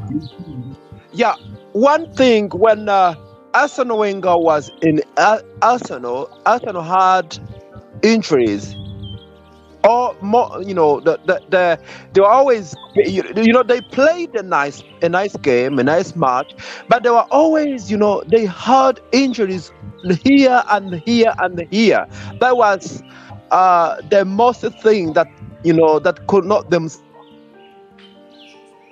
Are you still there? Gone off. He went off. So, Mr. Musa, we can't hear you. Probably your microphone is dead or something. You can't hear me? Mr. Musa, Musa. Now we can this is hear you. Musa. Yeah. Yeah, look, people, Thiago Silva is not someone to complain about. He's the only 100%. guy. For me, he's the only guy that every single game, even if he makes mistake or lose balls, he's the guy that you can come and say he did something. You know, he did his job. You know, Liverpool game, Overall. he was not really fit in that game. So he was buying time. He was coaching and he was playing. Like he will hold the ball, like the guy said. He will hold the ball while the guys are waiting for the ball up there. We need to play fast. Yeah, sometimes he's also tired. He always delivers balls, and you always misses all the time. He's like, okay, let me just keep the ball and take it home. Because you're not going to do even anything. You're going to lose it the end of the day. So what even the point? But I got what you did. And something that... The coach need to use the right player. The coach need to use David. David was a starting player on his team. And listen, I have to tell you something else. Thiago Silva... That is not like his principal job to pass the ball to the guy in front. The midfield is supposed to connect our defense in the attack, but your midfield is always playing backwards and give to Thiago Silva. He's even tired of the ball. Let him even rest. You are in the midfield, right? You pass the ball to Thiago Silva and you point your finger and tell Thiago Silva to pass it to Aubameyang in front. Brother, your distance is shorter than the one from Thiago Silva. Why can't you just pin the ball yourself to Thiago Silva? So we have a problem in the midfield that is affecting our defense and also our attack. So Thiago Silva, really, I don't see anything wrong that I can say about him, man. I'm sorry. Mr. David, what are you doing, bro? You some kind of music. When you are not talking, you can mute yourself because you can see here. It's just bumping on my screen. So it means probably one of your windows in your computer is working without you knowing it. So we can... No, I'm okay. I'm okay now. I just wanted to bring this point that why could be the source of the injuries in the team, because I remember that was the problem Arsene Wenger had with Arsenal, and then now it's Chelsea. Now I thought one day that it could be the system, the coach's system that brings injuries to players. Either the players are doing more extra work, because if you're playing three numbers, and there are, let's say, Jorginho, you have to help Jorginho, and also you have to help yourself, and you have to help other neighbor. I thought that could be the source of the injuries, that players are acting more, and they are standing in the gap of the guys maybe who are not happy, of the guys who feel they have heard enough. So we need to look at the problems of injuries, because it can take us to the relegation if we are not careful. And I believe it is either from the coaching system. Now look at Arsenal. When Arsene Wenger left, the problem of injuries left. They no longer have more injuries, and that's why they are performing better. Yeah, Mr. Ike, I think you work in the hospital. What do we have to do with our injury problem at Chelsea? To me, I don't know. Maybe they're having excess training, workout, and all that. And at the point when they get to the field, it takes toll on them. I know lots of players that they don't even do much workout. They don't train that much. They don't get knocks and workout. But when they come to the game, they perform better than people who have been working out day in, day out. So maybe they should check maybe their fitness coach or whatever they have that has been working, because Sterling never had injury when he was in City. He hardly, but he came to Chelsea, he's having injury. I don't even know if he's faking it. Maybe he doesn't want to be here. And Kante has never ever recovered. So I don't know what's going on with our guys, but I think maybe it's a part of our training. I think they need to cut down on the training, the fitness work and the workout and all that. Do more of the performance in the field. That's what I think. All right, so people, slowly and surely, I'm going to the end of this show and going back to sleep. Let me see. Any questions or any breaking news? Yeah, I have a question. Right now we've had battalions of players all forward. So I'm thinking if we could talk about who has the possibility of leaving Chelsea. Is in this window Mount, or next summer? Next summer, because this window. This window, it been said that Hakim Ziyech might leave. Fabrizio Romano just tweeted and said to keep an eye open on Hakim Ziyech. If Hakim Ziyech is leaving, that means he wants to leave. But I'm sure Potter has seen something low block. Who's going to be throwing the passes? Who's going to throw the crosses? That's the problem, though. Hakim Ziyech will be good then. So it's better for us to keep him for some time, like low blocks. I agree. Low blocks. Not even a low block only, but Hakim Ziyech is somebody who can create something out of nowhere. Who can put the ball behind defenders for our speedy players like Mudryk to run and take advantage of. If we have somebody who can read Hakim Ziyech in and out, knows how his crosses are diagonal, how he moves, when he wants to push, believe me, we are going to be scoring goals. Yeah, exactly. I agree. Most of his crosses are just coming in, but nobody there. Nobody there. But if you have someone like maybe possibly Lukaku understands this guy, or Lukaku, Chelsea fans are gonna kill you if you bring Lukaku in the conversation. You see, twice they don't want to see him. There was a cross. There was a cross he played to Mudryk. Yeah, and Mudryk either didn't the first thought for one was was poor, and then the second one he couldn't reach. Believe me, if Mudryk had played full game and Mudryk and Hakim Ziyech paired together, they're very good pairing, very good together. That's what I was saying this at the beginning of the show. we shouldn't make this mistake. At least give him until the end of the season. Yes. We have a lot of injuries. Give him a chance. You know, we see run-off games, playing from his preferred position is just helping us to see the quality from him. For me, the best thing for us to do right now, don't push anybody away until end of season. Use everybody now and see who has something to offer. And then the rest, for me, I think Gallagher is not a Chelsea level. Gallagher should go to Crystal Palace for 100%. Loftus-Cheek should go. Messi Mount should stay because they see something in Messi Mount. They think he's having a spiritual problem or personal problem. The likes of Havertz could go. Havertz could go, really, because Premier League is not sluggish. If Havertz kind of play, it's not really working in Premier League. So sluggish like an Ozil. We need somebody who has pace. So those are the three people I think they should, find their way out of Chelsea. If you are leaving all the players, who you going to replace them with? We can make a first line. We need squad depth. There's this Fafana, right? He's there, David Fafana. We could use him, and that is the reason why I said that is a big unknown. That is a big unknown. We haven't really seen anything from David Fofana, and also just because we are buying players that look very good on YouTube doesn't mean that they're gonna look good on the pitch. I still remember when we got Kai Havertz, we were making videos here. We were calling him generational. We were saying all the good stuff. Today, where he is, Kai Havertz the same, Lukaku the same, Raheem Sterling. So there is no guarantee that anybody that we're gonna get now is gonna be. Those players that we're talking so about, for me, I respect your opinion of getting rid of some people like Gallagher. Or some people like even Mount, some people want to get rid of them. But I want to give everybody the benefit of the doubt. When we fix that midfield, brother, we fix that midfield. When Caicedo is there, when Enzo Fernandez is there, when everybody is fighting for everybody. You do your job first, and then you fight for your brother. Everybody putting tackle. Everybody brings energy. We breaking lines.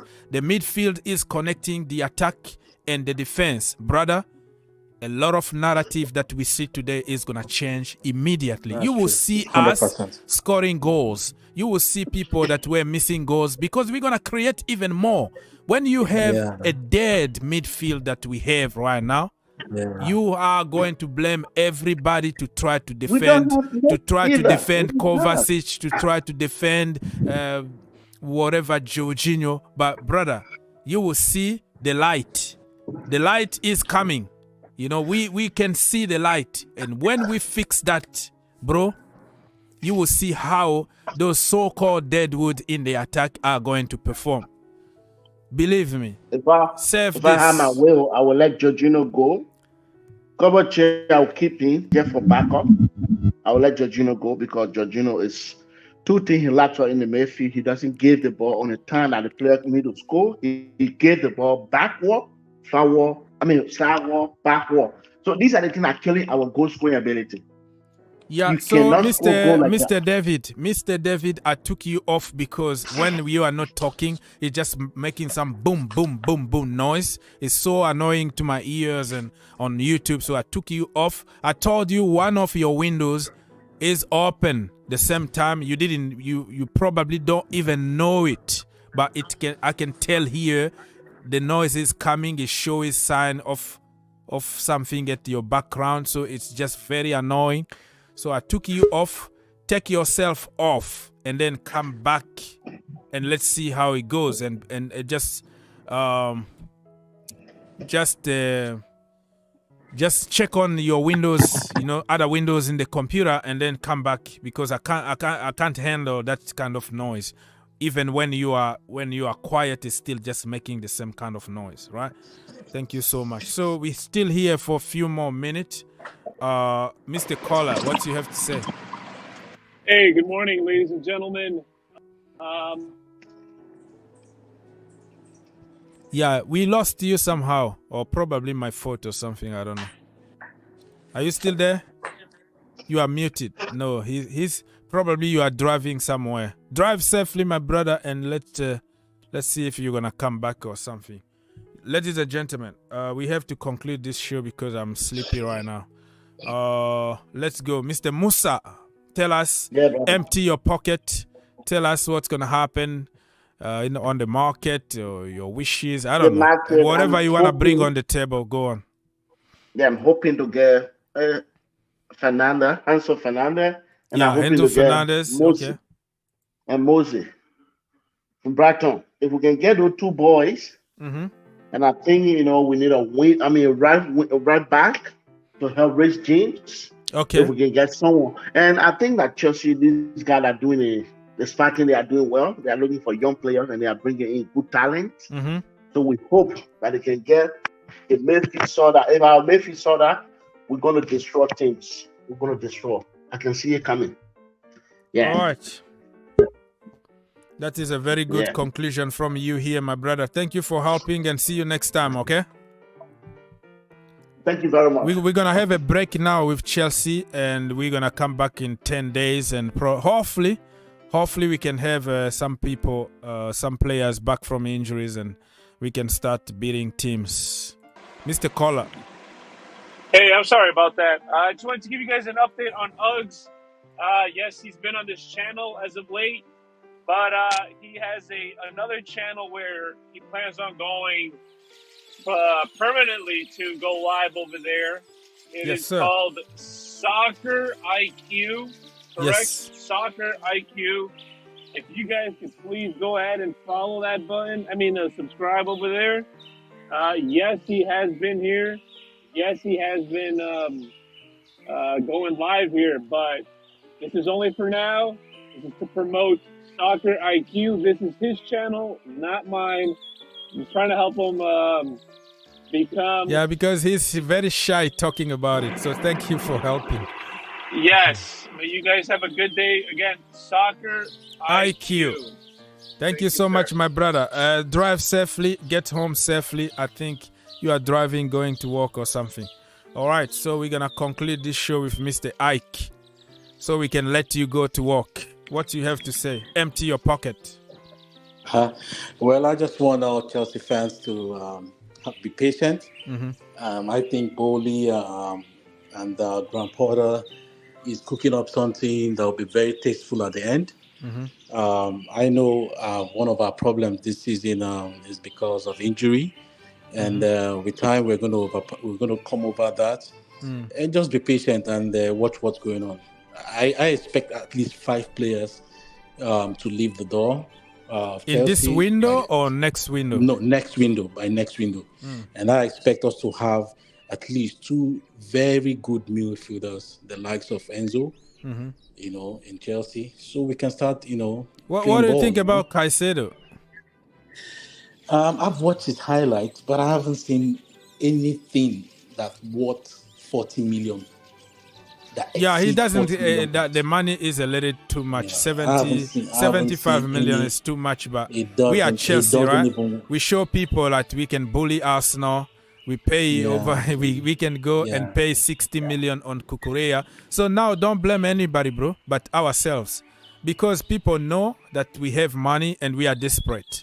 So every door that you're gonna knock now, they're gonna double the price. So that's the way it is. Yeah, but the market is not only in the English league. The market is everywhere. The market is even in the Brazilian league, even in the Portuguese But league. to find quality players like Caicedo, there are who is quality proven. players there. I know they are there. I'm with you. I am all for low-key, low-profile players. Few years ago, few weeks ago, nobody knew who this Noni Mudryk was, right? Exactly. People were watching him just like, another player from PSV. But if you pay attention and you do your homework, you start seeing, oh my goodness, this brother is a bowler. Exactly. So we can still find those kind of players. But now, those, rare gems, I think Chelsea,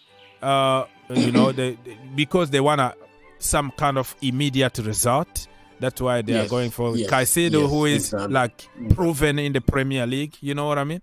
He has a very good injury record. He's not good. So I don't know. I'm not trying to sell you him, but I'm trying to be positive here to show you also the positive side of getting players that are already established.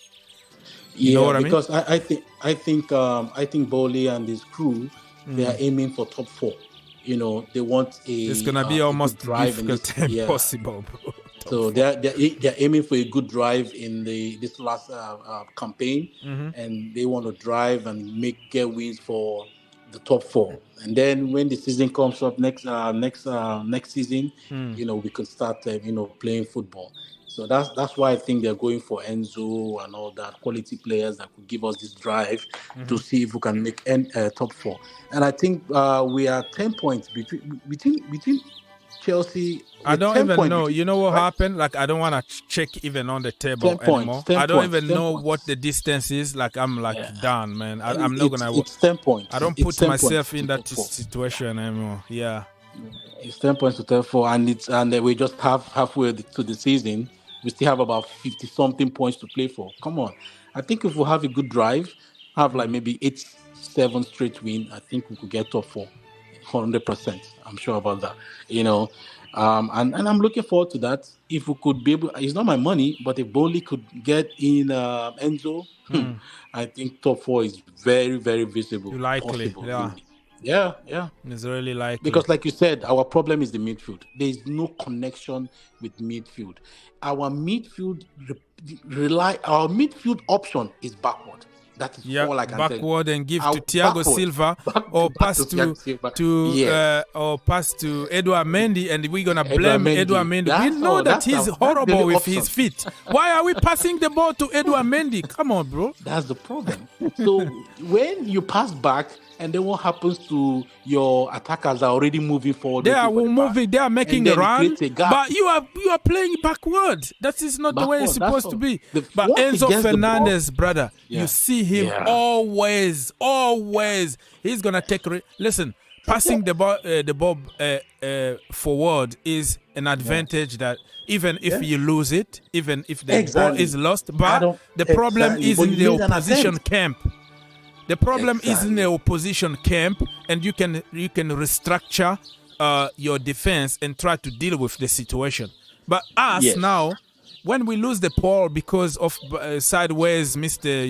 Recycling FC, short passing, we create immediately a problem in our own box because 100%. You are like the last line of defense before we got into trouble. Yes. Ah, man. And if a defender gives a midfielder a pass, and the first option for him is to pass back to him, then what are they doing there? Even me, I can play that. Even my grandma can play that position. If that's the case. If that is the case, and one touch football is bam, give to somebody else. It's just like transfer the problem to somebody else. It's not my problem anymore. $200,000 a week for playing that. It's not possible. We can get anybody to do that. And that's why I'm not going to raise any eyebrow if Jorginho leaves the club. Really. Because that is what he does. He's also good in controlling, but that's not really what we want to see. Yeah, I'm sick and tired of we control the tempo. Yeah. Nobody wants control the tempo. No. Bring me John Obi Mikel. Bam. Put in the box. Let's fight over there. I don't care about control the tempo or whatever. And these few days, matches, 2 last matches, I could see an improvement in our defense. And that was because of this new guy backing up with, what's his name? Badishwai or something. What's his name? Badiashile. That guy, nobody knows him. Nobody knows him. But now you could see he's pairing very well with Thiago Silva. Okay? Yeah, but he's learning from the master. There's something I said earlier, and you countered me. I said Thiago Silva is excellent in distributing the pass and defending. But when it comes to kickstarting an attack, he's very slow. He wants to touch the ball more than 3 times before he passes. He looks left, he looks right. I don't know how a defender. I think that is a quality, though. That is a quality because not many defenders. But it kills attack. It kills the morale. Really. No, but our midfield is the one that's killing the morale because they pass backward. But Thiago Silva at least would take extra second to check who to pass the ball. Okay. What about when the keeper gives him the ball?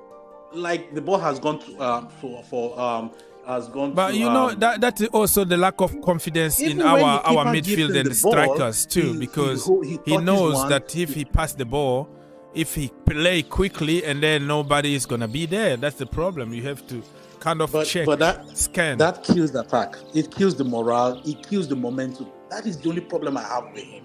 Okay. Apart from that, I think we're going to do well. If we can get a midfielder in, I think Chelsea it's going to be balling really. And I'm so happy of the owner we have. I'm sure United and Liverpool and Arsenal, they are jealous about us really right now because we buy anybody we want, you know. And I really love the hijack we did to Arsenal. That really, even if Mudryk doesn't play well, I'm in love with him already for choosing Chelsea. Come on. Mudryk is good. He needs just to show us consistently, you know, week in, week out. Let's see how it goes. I'm not going to praise him. I don't care what he does, but I love when he chooses the mid-table team and left the top-table team. That shows love. That shows something else. Even if we give him the money, but at least I'm so happy with that because Arsenal has been our biggest rival, and I'm happy what they do. Just to beat them and hijack somebody from them, right? Yeah, exactly. Mid-table, and you took it back from them. Now, come on, that says a lot, you know? That says a lot.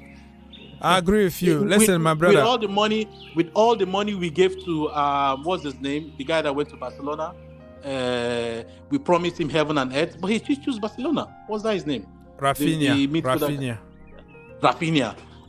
We gave him Rafinha open check. He said no, he preferred Barcelona. Even when Barcelona were in crisis, he chose Barcelona.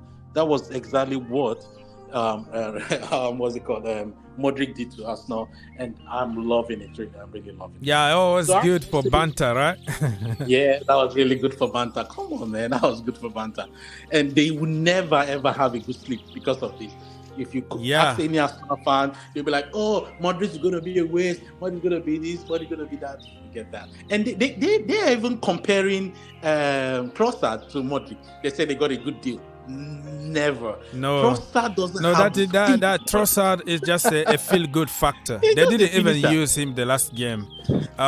They have many players in that position with the same profile. If you look at Martinelli, he's not going to bench Martinelli. Even Martinelli, you're not going to bench Martinelli. For rotation, short term, I agree they might have something there, but in the long term, you know, it's nothing. We got the better deal. Trossard cannot beat one-on-one. He take on a man in front of you. Trossard can't do that. Martinelli can do that.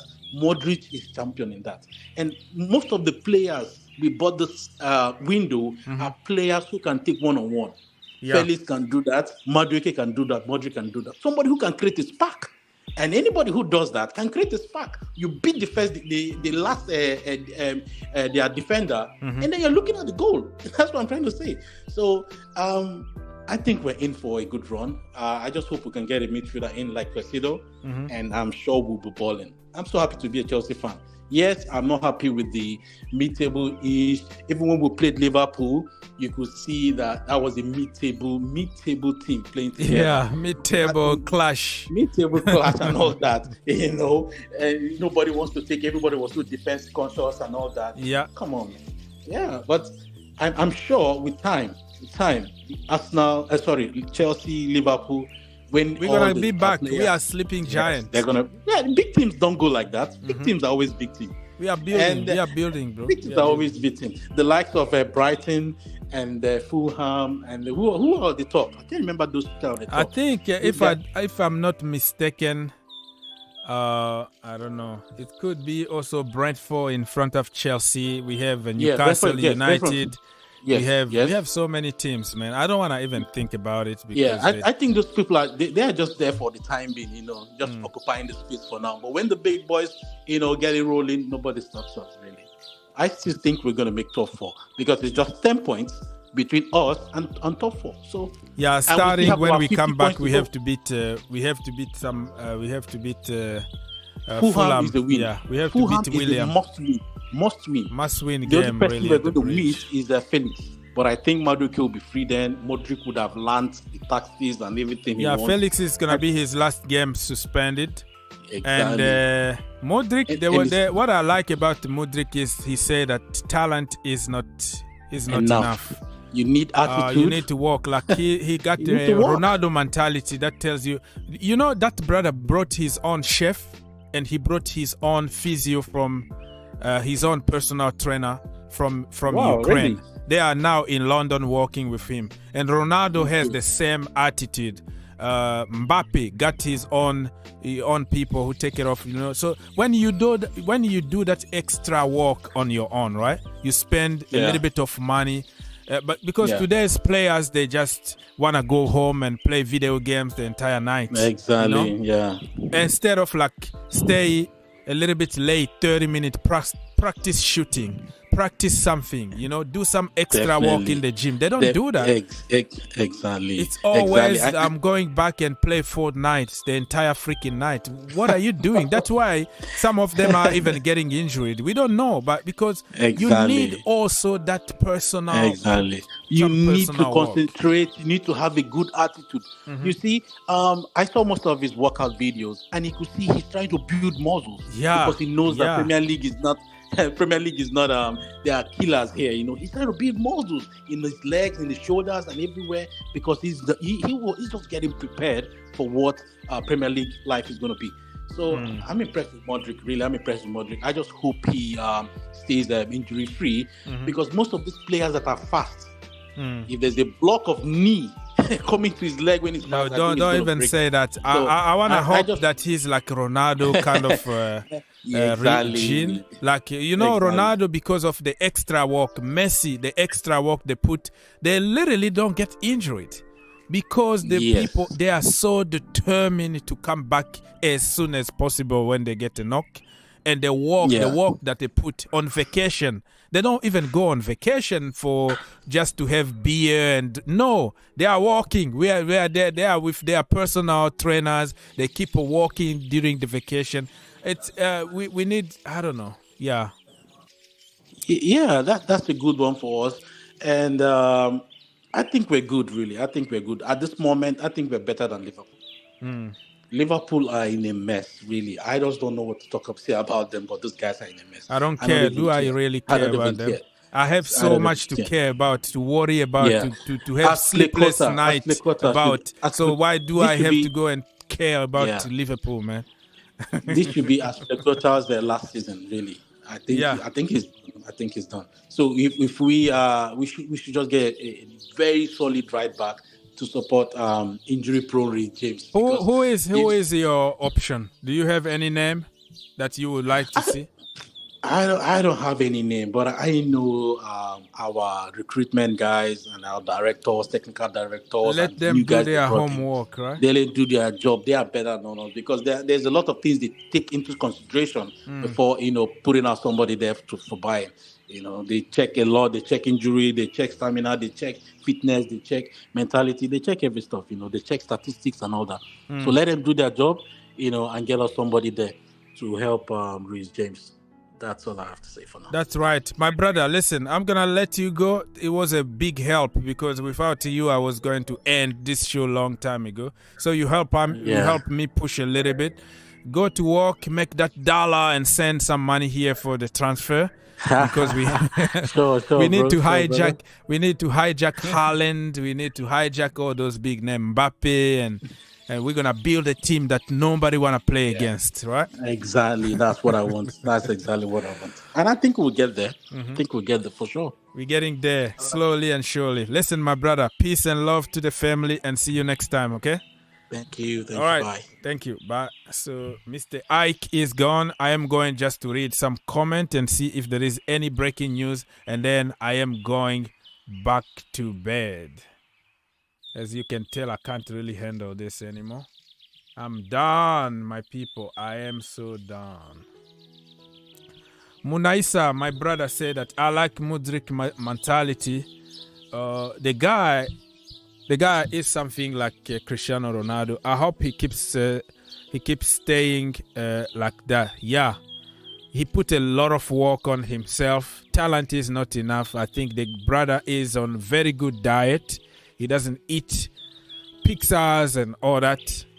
Staying away from fast food. Working very hard. I think the guy is a beast.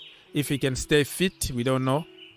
But fingers crossed we can have somebody like Cristiano Ronaldo or Messi in terms of they don't get injured literally, or when they get a knock, it's going to be just for a few days, you know.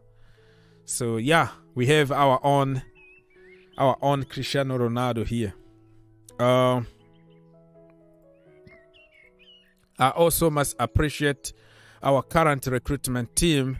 They have really improved our recruitment choices. Yeah, I love more those unknown players like Mudryk, Datro Fofana. I love those kind of recruitment because they cost you less money and you can improve them, develop them, and make them world class. So I love that kind of recruitment, you know. Now we still need to work on our medical department because I don't understand why we're getting injured all the time. So if we can fix our medical department, the physios and all that, I am very sure that we are going to start cooking. Keep them fit, that is the most important. But also players need to take some responsibility. Personal work is almost very important in life. I don't think our players are disciplined enough to take extra 30 minutes in the gym, come a little earlier before training, and then, you know, work on your weaknesses and all that. Personal work is very important. Somebody like Kovacic, look at quality he has, but when it comes to the final third, the brother is just like nothing. But those things can come through practice. If you stay late and you practice shooting in the training, okay, Chelsea are going to provide you with one of the coaches that will help you practice shooting. Or you can hire somebody from somewhere, pay that person the money, and try to help that person. And try to help you learn how to shoot and how to pass the ball, how to put through balls. Those are things that I think that brother is not there. So that tells you that Chelsea players don't do extra work. They are too lazy. That's why many of them are just getting injured all the time, and many of them can't improve. How can somebody like Kovacic don't know how to shoot? Even my 5 years old can shoot better than him. But he got everything that you dream in a player. Just shooting, bro. Stay in training freaking ground. Practice. Hire somebody. Take a personal coach or something. Learn how to do things. So personal work, it doesn't look like Chelsea players are giving anything when it comes to personal work. Mo is in the building. Mr. Tony said, Ogs, Caicedo signing realistic in January. Yeah, that's what everybody is talking about. Ben Jacobs and Fabrizio Romano is still realistic. Are we gonna make it real? That is another question. So keep your eye open on that. Mo, nice to see you, my brother. Munaisa said that Gaga Slonina is also another player with good mentality. Yeah, Gaga is a walk. Is just like who can I compare with him with? Like Neuer in a certain level, because he can play from the back. He's very commanding in the box. He's very good catching and releasing the pressure. He's still a kid though. Still need to learn a lot, but Gaga mentality is top notch. I have to agree. I don't know if we're gonna loan him out, but if we don't give Edouard Mendy a new deal, and then I would like to see Gaga compete with Kepa Arrizabalaga. Why not? Let me go and check on some more comments here. Mudryk does extra work. Yeah, I agree. Oba is doing great. Yeah, Oba is wearing his Gucci's and his Dolce Gabbana and all that.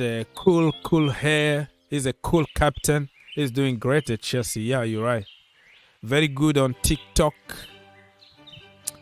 Very, very good player. What a signing for Chelsea Football Club, huh? Aubameyang. What a signing, people. That is the signing of the season.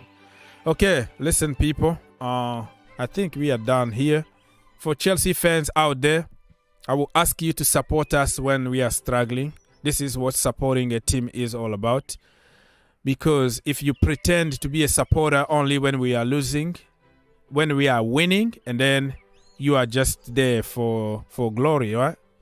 And then you are a glory hunter. So don't be a glory hunter. Be a real supporter. Don't be a fan. Be a supporter, okay? Even if you go to Stamford Bridge and you are watching this video, go there, put your phone in your pocket, sing, help the team, push the team when we need you the most, when you need to encourage our team to continue fighting. We need you. Okay? So certain people are saying, oh, this is like, I have my standard. Oh, the standard has dropped. Listen, you have to use common sense and you have to use context that Chelsea are going through right now and stop copying and pasting the narrative just because it's popular on social media. You have to think outside the box. Any manager will suffer if they had 12 players injured. Our attackers been suffering for years because lack of the midfield, lack of service, and many of them been played out of position. So you have to take to consideration all those aspects and use common sense. Otherwise, you're going to just copy and paste something on social media just because some people are insulting other people, and it's just like the trend. It makes you feel good when you attack somebody on social media. So this is the moment that we need you to support Chelsea, and not when we start winning again. We're going to remember you when we start winning and you coming and you are making it looks like you've been here forever. No, we know who you are, and we're going to call you out. This is the time to support Chelsea Football Club, and please leave Mason Mount alone. He's just a human being like you and me. You might not like him. You might not like his way of play. That is your right. But you don't have the right to insult to the level of wishing him bad things to happen. You know, just leave him alone. He's been victim of his own qualities. He's so versatile to the point where every manager want to use him out of position because they know they can get something out of him. So finally he can't improve because he's been played all over the pitch and not in one position. So if we're going to have one manager that will figure out how to play players from their preferred position and then leave them there to develop, I think Mason Mount is going to improve. Kai Havertz is going to improve. And many players that we are making theories right now are going to improve. You like it or not, that's the way it is. So it is what it is. You might not agree with anybody. Just don't be evil on social media. Please, just leave the players alone. Or you can leave Chelsea for now. Go support Arsenal. And then when we start winning again, you can come back. Go. We're going to go on loan or something with obligation to buy or option to buy. So Arsenal can buy you, because we Chelsea fans, we're going to be here in bed and good time. It is what it is, my people. No more breaking news or anything. Goodbye, Mr. Munaisa. All the January signing was great last summer. All January signing was great, but last summer was awful. We spent 300 million for no reason, really. We didn't need to sign all those players because we had other options already in the team. But it is what it is. That is in the past. Now we have to learn how to fix the problem. How are we going to fix it? Sell them all, take a big L, and let's start building. Everybody, thank you so much for watching. Subscribe to the channel. Subscribe also to Soccer IQ. If you don't see me here, I will be on Soccer IQ. The link is going to be in the description down below. You click on Soccer IQ, you subscribe to that new channel that we are trying to push. We're going to transition. We're going to push all our live streams on that channel. And, you know, slowly and surely, this channel is going to be for, you know, guests and other kind of shows. and Soccer IQ is going to be exclusively for live streams. Thank you so much for helping. And follow me on social media here. I always follow people back. Green Turf, Instagram, Twitter, YouTube channel, everywhere you're going to find me. Let's follow each other and let's grow the community. I hope you have a great day. I don't even know what time it is in your location, but me, it's time to go back to sleep. Goodbye.